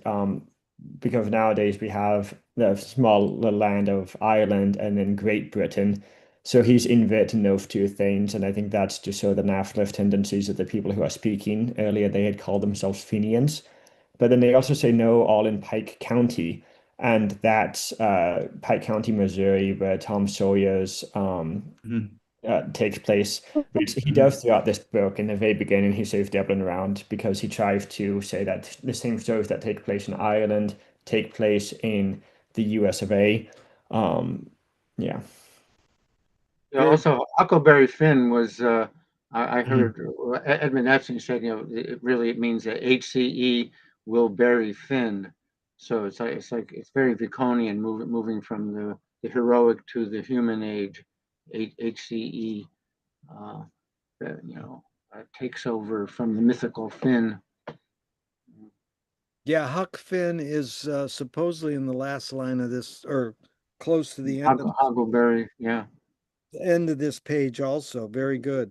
Well, where's HCE? Where's the I don't get how those initials correspond. Well, Huckleberry Finn sounds like HCE or Berry Finn. It's not exact, but Oh. Huckle, HCE, or I guess it's HKE, but it's No, there's a C, HUCKLEBERRY, HCE. It's in Huckleberry. That's interesting. Could I but just it goes ask, along with the burying rituals. Yeah. could we just, before you get too far away from line 25, did anybody say anything about the buttock? Yeah, good question. You read my mind, Janice. I was just going to ask So that. it's actually the words before it. Yeah. But peace to his great limbs, the budhawk, with the last league long rest of him. That whole few words is pretty straightforward, but anybody's take on it? Buddha didn't have great limbs. He had a huge belly. No, but Gen did. Who did? Gen. Oh, okay. I think Michael Gen. I think Finnegan is extended across the territory of Dublin, so it speaks to his great limbs. But he's also being tied in with the Buddha because all of the great figures are identified with each other. And that'd be from Vico, that if you have a Hercules in your area, when you go to Egypt and you see a very strong person, you call him Hercules. Wow, but you're saying budhawk is Buddha. Is that Yes, yeah, but it's also buttock. Joyce just loves to say more than one thing. He loves that ambiguity. Yeah, Buddha, buddock. Go ahead, Jen. Can I just mention, this is tying in something, you would say isn't connected, which you like. You like this. But I just was watching a documentary about Patty Chayefsky on TV. And when he was in World War, I guess, II, and he ended up sitting on a landmine. And he survived, but his whole buttocks was totally scarred. And this other writer thought that was really the beginning of him being a writer. So well, it also brings to mind the Russian general, right, who got shot in the Oh, buttock. yeah, that's right. That's right. How symbolic. Wow, that's heavy. So that's free on YouTube, or you got to pay for that movie? It was on like channel 24 or 28. It was on UHF. It was PBS. It was on. I taped part of it, but because it was on just now as this thing was starting. But I looked for other showings. It didn't have anything. But it was interesting. Yeah, it was. I never thought about him much. Patty He's a Chayefsky. great writer. Wow. And Network Patty, and his name is Patty's Irish, but he really was a Jew. But when he was in the army, I don't know, he started wanting people to call him Patty so he wouldn't be so much of a Jew. Something like that. Go ahead, Roy. I had a Yeah, neighbor. well, he also Same at the end of it, he wrote a movie, a screenplay for a movie called The Hospital, Oh my where God. he really kind of exposed the corruption of hospitals. So when he was sick at the end of his life, he was afraid to go to the hospital. He actually died much earlier than he should have because he thought that they were going to take revenge on him for this movie. And didn't he write Network? He wrote Network, and he wrote Marty. I mean, think of the difference between Marty Marty, and Hospital Network. Network. What Jesus. Network is I think it's one of the great movies ever. Yeah. He's a buddy of Bob Fosse's also. Is he really? Wow, that makes sense. Tamar, what were you gonna say? Oh, I don't remember. Okay, so now we got Skip it. where are we? There was never a warlord. We did that. No. Okay, now this line is really heavy, I think. No, nor a king, nor an art king, bung king, sung king, or hung king. Okay, what's that? What I was thinking, I think that there's two ways that he's doing this. So they're continuing the comparison, saying that you're such a unique character. There's been nobody like you. And then not even these people. And the odd king, I was thinking that the high king of Ireland, the odd tier. Yeah. And then bunking, I think that's about, getting bun drunk. So nobody can drink as much as you either. Sun King, the French Sun King. And then Han King, I think that they're talking about Girth there. I think that makes a joke about how, yeah, nobody else has as big of a dick as you do. Wow. Could be Attila, also the I Hun King. Well hung king. Yeah. Hell hung, but I miss sung. You mean as in song? Oh, S-U-N-G? as in Louis the Louis. 14th was the Sun King. Yeah. Oh, Louis XIV. But sorry, I kind of went between the two. Like he's saying he's both making historical comparisons and talking about everyday things. So the bunking is drinking. I'm sure that there's also a historical equivalent to that. Sun King is also saying nobody can sing as good as you can, but also there's nobody like the kings don't compare to you either. And then Hen King probably corresponds to another historical thing. I just don't know which one that is. But well Did hung. you suggest well hung. There's Yes.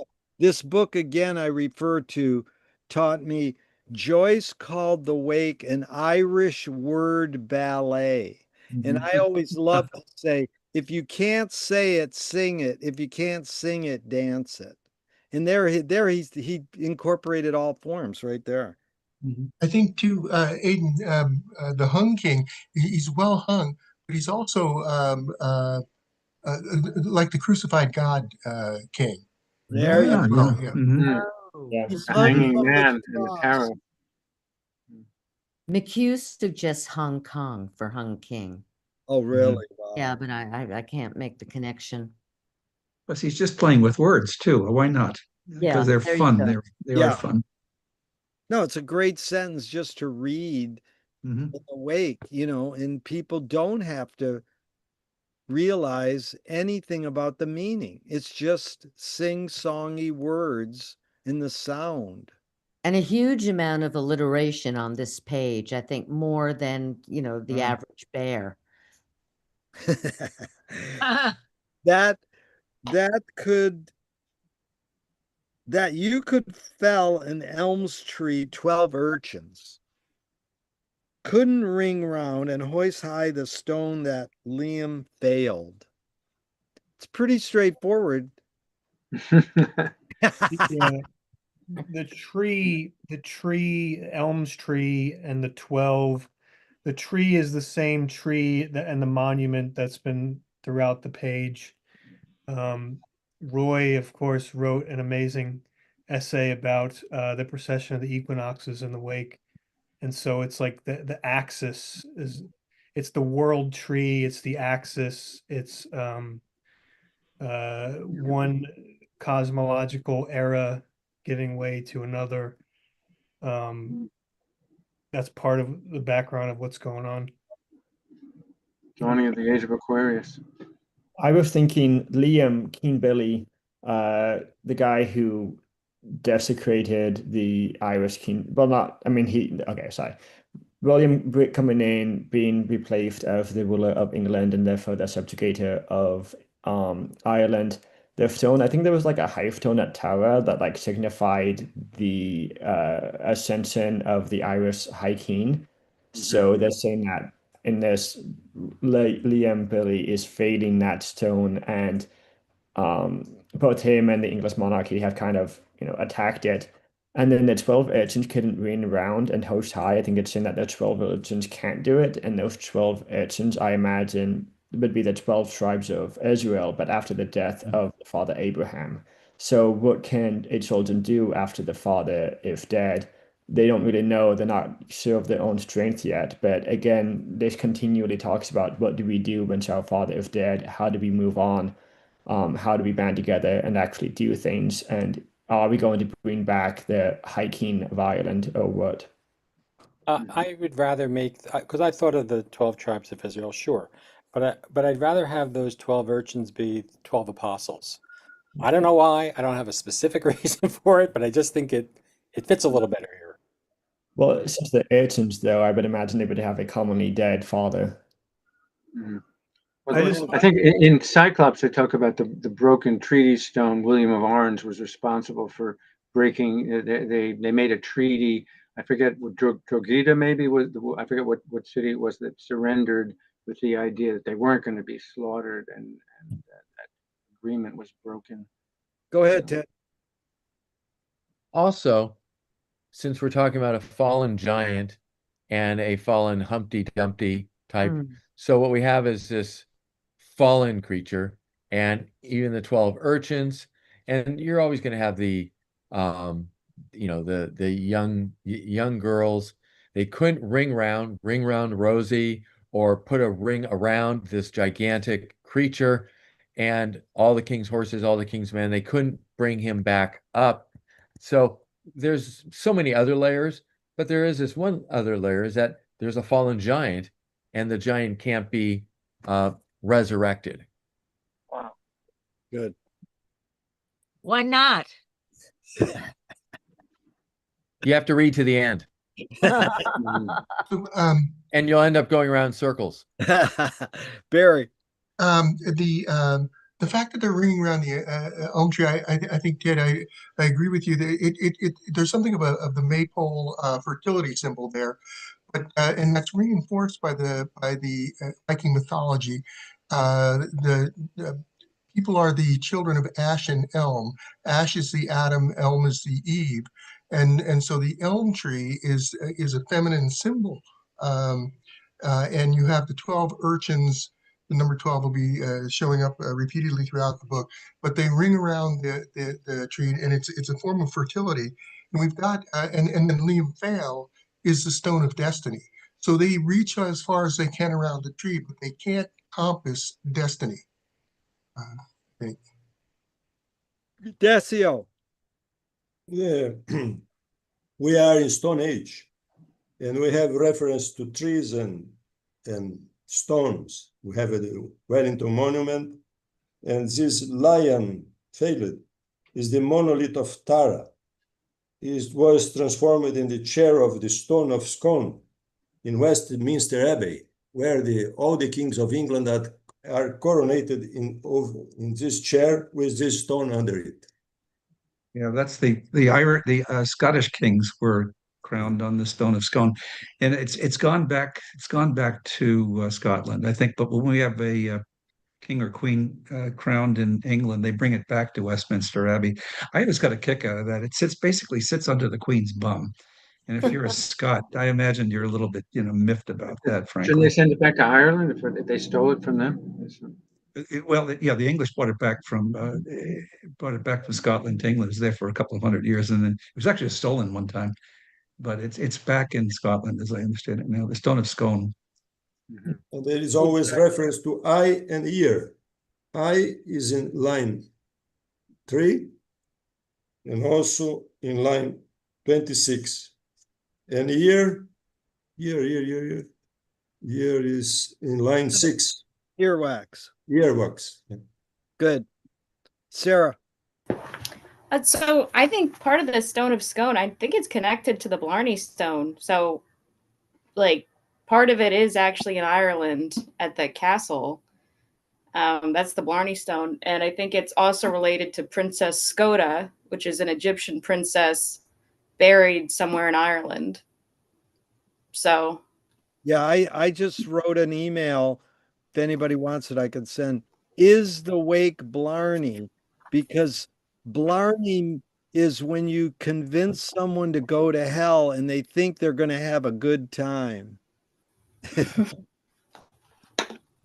Okay, now we're going to do this question line and then the last 5 lines, and then we're going to read the page again and see what else comes up. So anybody on this question, who but a Mac to compass our cause? Why is that a question, and what is it asking? So I was looking at this as a continuation of the question established in the previous sentence of how can we, like, what do we do after the death of our fathers, after the death of our parents? How do we establish things? And this next question is asking that most specifically. We need to compass our cause. We are 12 urchins. We need directions. And we need a McCullum, which is a Finn McCool MO, another Finn McCool. We need another great man to come up, which I think can be talking about the age of aristocracy right now, that they need to have this great man come up, rise, make the money, the rise of the fortunes. And then the phony man, I think that's the phony man. I don't really understand that one, but they're talking about this great man coming at the funeral and then gathering them all in, creating basically a new compact so that they can journey together again in the future. Which also I think ties into the death of Parnell, which Joyce was very upset over because he felt like nobody came to the rise of Irish nationalism after Parnell died. And he's been asking for this great man to come for a while, and he never does. Aiden, I don't know what planet you came from. We're glad you're here. Sarah, and then Peter. Really enjoying your input, Aiden. I think it's the funny man. That's how I've read it. Oh yeah. Oh, because you gotta have humor to get people to follow you. Otherwise, yeah, so he's like a bard or something. Yeah. Like, aren't they funny? Say it with a Dublin accent, and it's definitely funny, man. Yeah. Okay, we got Peter and then Ted. Yeah, I like it's the faune man at the funeral to compass our cause. I love that it has the compass here because I was mentioning the tree and the stone monument as like the world axis, and Joyce, like the pole star and all that is connected to the axis, and like the compass as pointing to the pole star kind of thing. Just adding that cosmological subtext to the shift from one king to the next and all this. Thank you, Peter. Excellent. Ted. That's why this is so wonderful, because it's all the funny man is definitely funny because you need the prankster, the humor, right? Part of what we have at the funeral, but it's also the phony man because there's such a sense of hucksterism. There's also the fauna man because we have this anthropomorphic shifting world, and so it's all of it, and because everything's coming together in this last bit.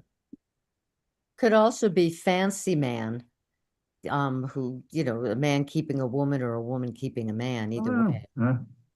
Really good. Okay, now this last 4 lines. If you hoggily bully itself, blah, blah, blah, to can take you off to. Anybody on those last 5 lines? I think that they're challenging more people to assume this mantle of McCullum. Like, if you're the hogger bully, if you all that, and if you're thrifty, and if you think you can do this and have the financial guidance, like, all of that stuff. And if you can do the hard work of taking the water and traveling with it, because I don't think there was a lot of plumbing in Ireland at that time, and a lot of people had to take and fetch their own water. So it's asking if you could do this and this and this and all of this. Could you send a message, which is to lay the cable, like lay a telegram cable, send a message. And if not, who could the person be? Like, who's going to step up to the plate and be the batter to better you grace?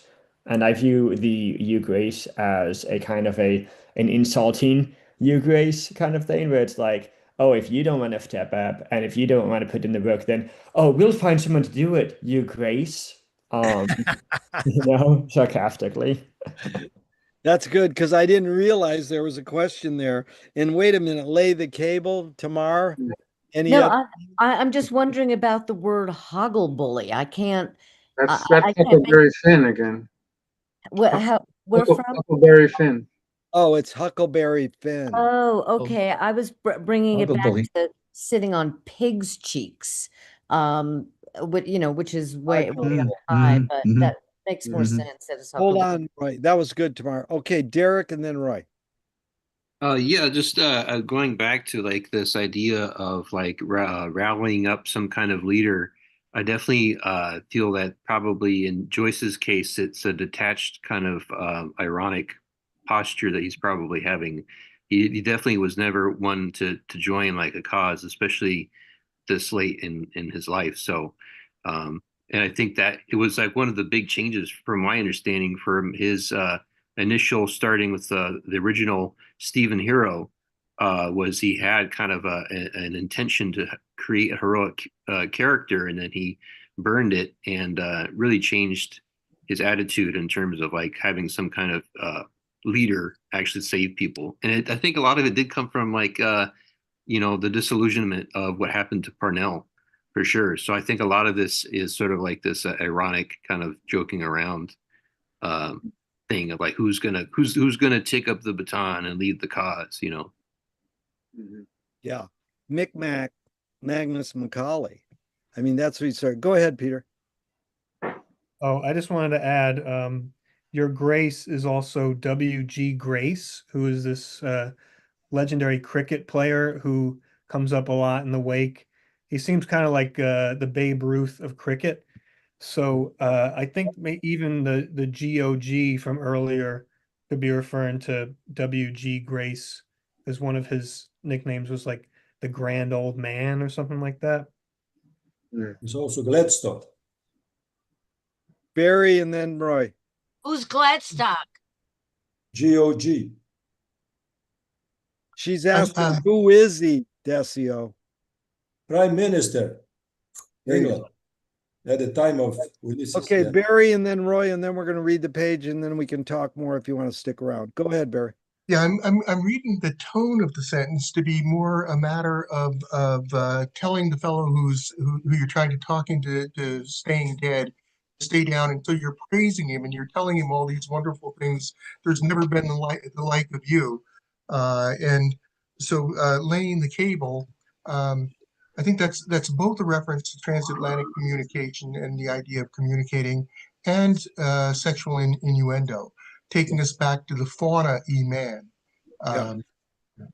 There's never been a man quite like this one. Go ahead, Roy. Yeah, well, I was gonna say most thrifty is another reference to Huckleberry Finn, where Huckleberry is describing his father, who he hates with good reason. He says he was most 50, and he looked at his hair was long and tangled and greasy and hung down, and you could see his eyes shining through like he was behind vines. I really want to thank everybody for coming tonight. It's been a long one. A lot of you did a 2-hour pre-show, and we can talk more after we read this page again in 3 parts. We're going to have Peter Q. Thank you, Peter, for everything you do to read the first third. Then Mary, you want to read the second third. And then Ted, returning to the Venice Finnegan's Wake after years apart. We need you here, Ted. Keep coming. You read the last third. So Peter and Mary, you just say next when you're done. And this is the time where you really can stare at the words. Don't just listen to it. You got to stare at the words as these literati mispronunciate this garbage. Go ahead, Peter. You presents, won't we, Fenians?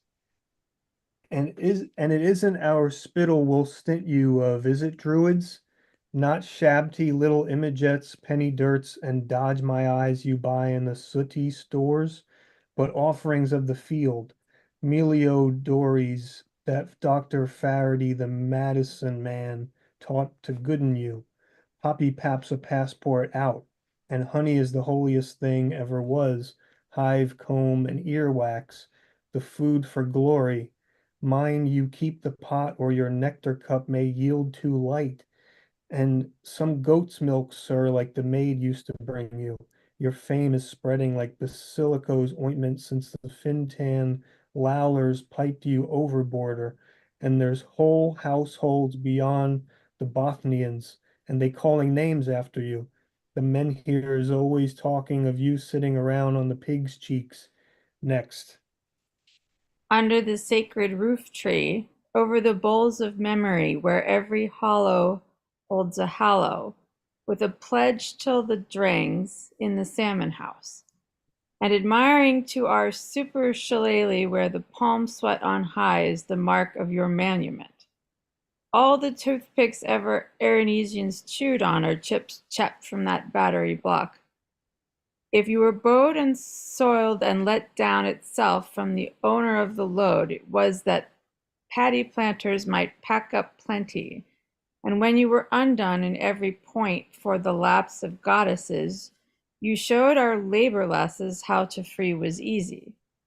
The game old gun, they do be saying, skull, that was a planter for you, a spicer of them all. Begog he was, the G-O-G. He's dead and gone now, and we're after finding the sores of his Sidek, but peace to his great limbs, the budhawk, with the last league long rest of him, while the million-candled eye of Tuskar sweeps the Moylian main. Next. There was never a warlord in great Arenness and Bretland, no, nor in all of Pike County, like you say, they say, no, nor a king, nor an ard king, bung king, sung king, or hung king, that you could fell an elm's tree 12 urchins couldn't ring round, and hoist high the stone that Liam failed. Who but a MacAllamore, the race of our fortunes, and the funny man at the funeral to compass our cause? If you was a hugly bully itself, and most thrifty, like you was taking waters still, what all where was your like to lay the cable? Or who was the batter could better your grace? McMagnus McCallie can take you off too? Bling. That was beautiful. Thank you so much. Anybody have any comments and reviewing that page? Go ahead, Decio. There is many references to stones. And line 11, there is men here. Men here is a stone monument from the Stone Age. Men here. What Very line? 11 and 12. Good fun. Men here. Anybody else have observations on rereading it? Go ahead, Tamar. Just the very last line, which we really didn't talk about, Mick McMagnus Macaulay, just made me think of Mick, Nick, and the Maggies. Yeah. It's really Yeah, I think that's right, Tamar. And it's Mac would be son of, so it's Mick, son of the great Macaulay. It's looking forward to Mick of McNick and the Maggies. I agree with you. Go ahead, Janice. Just two words I didn't quite get. The one, drangs. Did we talk about drangs in line 14? Which with a pledge till the drangs? So I was thinking that was those people drinking and reminiscing until the dregs Oh, like the bottom and the unfilled. oh yeah. And then I know I still don't get what super shillelagh is again. It's a big shillelagh. Super big Lately, stick. it's a cudgel. It's a big, Oh, a big oh, stick. it's a weapon. Well, Most or often carry a big shillelagh. a big, head knocker. exactly. Coogan. Well, the His head hands knocker. up. Yeah, shillelagh. It's a weapon disguised as a walking stick. Huh. And then a menhir is not just any stone. Decio's right in pointing it out that it's an ancient monument. So like Stonehenge could be described as a menhir. It's what the French call megalithic constructions. Is that a shillelagh in your pocket, or are you just happy to see it? I'm sure that's exactly what Mae West was thinking. It seems like people use that word for a put down A or shillelagh? shillelagh. I think it's, I mean, even in The Quiet Man, go ahead, Peter. Yeah, Janice, you're right in that it's not so much itself a put down, but it is so much a trope of the Irishmen in plays and pantomimes, Yes. that you might see them with kind of a cocked hat and a shillelagh and a briar pipe or a ceramic pipe. It's not itself like calling someone a mick or a donkey. It's not a pejorative term, but it's definitely like the stereotypical motif of an Irish person. Yeah. Also, it was associated, I think, with the Irish anarchists when the English would depict the Irish as like monkeys with shillelaghs.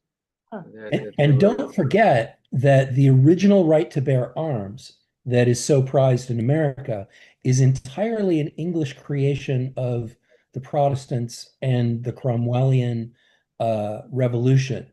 And the key fact was that Protestants had the right to bear arms, and Catholics were forbidden to carry or own bladed weapons. And so the shillelagh became something that someone could carry in lieu of carrying what was legally forbidden, which would be a blade.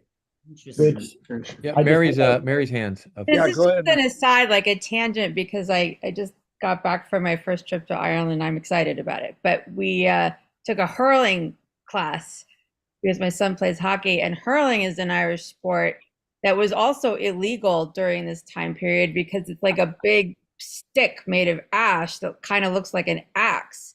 And so they weren't allowed to play hurling because it's too much like a weapon. It's, practice for warfare. What That's a city? really good thing, Mary. And if I may, one of the most beautiful things I've seen in the history of sport was that during the Irish potato famine in the 1840s, there was some wealthy Native American Indian tribe that contributed like $50 in gold to the food fund to feed the starving Irish. And like 2 or 3 years ago, there was a lacrosse tournament. And lacrosse is a Native American game that's gained a great deal of play and was originally thought of as Canadian, but in any event, it's an international sport. And there was an Irish team that was in some sort of an odd position where it had fewer wins but more points, and it was entitled to go ahead.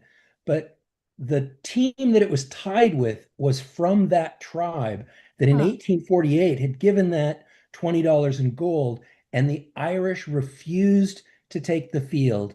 And so this Canadian Indian team got to play in the finals. I just makes me want to cry. It's a great Yes, story. that's beautiful. I love the that. What the year? wild geese. That happened within the wild last geese. 5 years. Wow. The wild geese. Yeah. Mary, what city are you in? I'm in New York. I'm in Brooklyn. And your son plays hockey in New York? Yes. High school, there's grass there. high school or college? He's 8 years old. He Oh plays my God. travel hockey. I've been sucked into the American, travel sport industrial complex. Mary, you should be so proud of your child Ice hockey. in college at the age of 8. Yes. Yeah, I started playing ice hockey, travel hockey in New York when I was 8, and I played for, I don't know, 25 years or So something. you know what I'm talking about. It's a Yeah. horrible And monster then I've created. he'll be able to know how to skate really well for life. Yeah, it's really a good skill But to he have. really loved the hurling. Loved it. Yeah. I wanted to also touch hills are often made from elms, and we're talking about these elm trees 12 urchins couldn't run around. So I was thinking, are they talking about people falling this elm tree with the intent of either making shillelaghs or making hurleys? And you have the shillelagh as a weapon, you have hurling as recreational, and there was this whole practice in the effort to gain Irish independence to fight culturally. You have to fight the both, you have to have the revolutions, but you also have to emphasize Gaelic revivalism, which Joyce wasn't a fan of. But I'm thinking that they filming this elm tree, which is so big that 12 children could try to wrap around it and they can get it. That's a lot of wood for either a lot of shillelaghs or a lot of hurls. So he's talking about the creation of a cultural identity kind of based around the idea of hurling. It's interesting too, that sentence, because it's like you could chop down this huge tree, you could fell an elms tree, 12 urchins couldn't ring around, but also you could hoist high the stone that Liam failed. Like you could chop down the tree that no one else could, and you can hoist high the stone. Yeah. That's Yeah. also Shem and Sean is the tree and stone. Yep. Yeah, I just wanted to close out here and thank you all again. I really appreciate everybody hanging out. And I think Tamar brought up a good point about Quiet Man. It is the kind of film you might want to see, although John Wayne's a kind of macho, ignorant human who beats up women in it, and it's a Maureen O'Hara, but it is a John Ford film. Hold on one second, Sarah. And then you got The Wizard of Oz, or as McLuhanites would say, The Wizard of Us, showing at the Sphere in Vegas. And, you know, you could say Finnegan's Wake invented 3D cinema and, you know, disguised it as a book. James Joyce invented cinema. And if the reviews haven't been great, but it is an amazing phenomenon. And what they've done is they've taken a movie and taken it further than what it is. So you go beyond the frame of the film. And I don't know, when anybody goes and sees this, I want to hear the report because it's just a phenomenal thing. And it is the future of cinema, probably. They're probably going to do Gone with the Wind next. But there is a book I recommend. Walter Murch's new book, Something Clicked. It's one of the great film editors of all time. And he has 20 pages on Touch of Evil. And it caused me we're going to do a big event on Touch of Evil, Orson Welles film here in Venice. So if you're around, you can attend that at the Venice Heritage Museum in a couple weeks. And then lastly, we want to thank Brian Lally for filming many of our members, and will continue to film people for his film called Who's Afraid of Finnegan's Wake. He came in from Dublin for a week and he's been here. So Peter was just interviewed, and he's got to get to New York so he can get Roy and Peter, and anybody can reach out to him if they have any comments. His website was listed on the email. So any other comments people want to say before we close out here? What's those two books you said in the beginning again? I'll show you. It's one book. Well, Joyce, by who? If you just put Joyce, the man, the work, the reputation, you'll find it. There's the titles of the authors: Marvin, Magalaner, and Richard, Kain. If you go to the Book Finder website, you can get it for like $6.50. The man, the work. Okay, sorry. Thank you. John Ford was a great director. Oh, yes, indeed. Sarah? I just want to say two things. So I understand John Ford made John Wayne cry, basically for not serving in the No. military. Yeah, he made him cry a couple times. I think he bullied him. And I just want to say something else. Peter Quadrino, before when you were talking about Herman Melville and preserving his family legacy and himself, anything you can send along, I want to be supportive of that. And whether it's signing petitions or whatever, that sounds amazing. So please share whatever you can. Wait, Okay, yeah, to we'll do. clarify that, John Wayne cried at John Ford's funeral. So he made him cry because he died, which is very appropriate to bring up in Finnegan's Wake. I've been to that church too. It's gorgeous. Good. Yeah, Oh. and the U.S. government basically killed John Wayne because they put him on a movie set where they tested the atomic bomb, and that's what he died of, cancer from the atomic energy. So all the power to it. Oh, that and a gajillion cigarettes. You know, he was a heavy smoker. Yeah, other than that. Okay. Peter Coogan was going to say something. Okay. No? Oh. No, I was just doing my John Wayne Marlena Dietrich. Oh, okay. He was a transvestite? You've seen that walk, right? Marlena Dietrich is. Anyways, thank you for everything. I love you all and I appreciate your time tonight. Thank you so much, Jonathan, everyone. this will be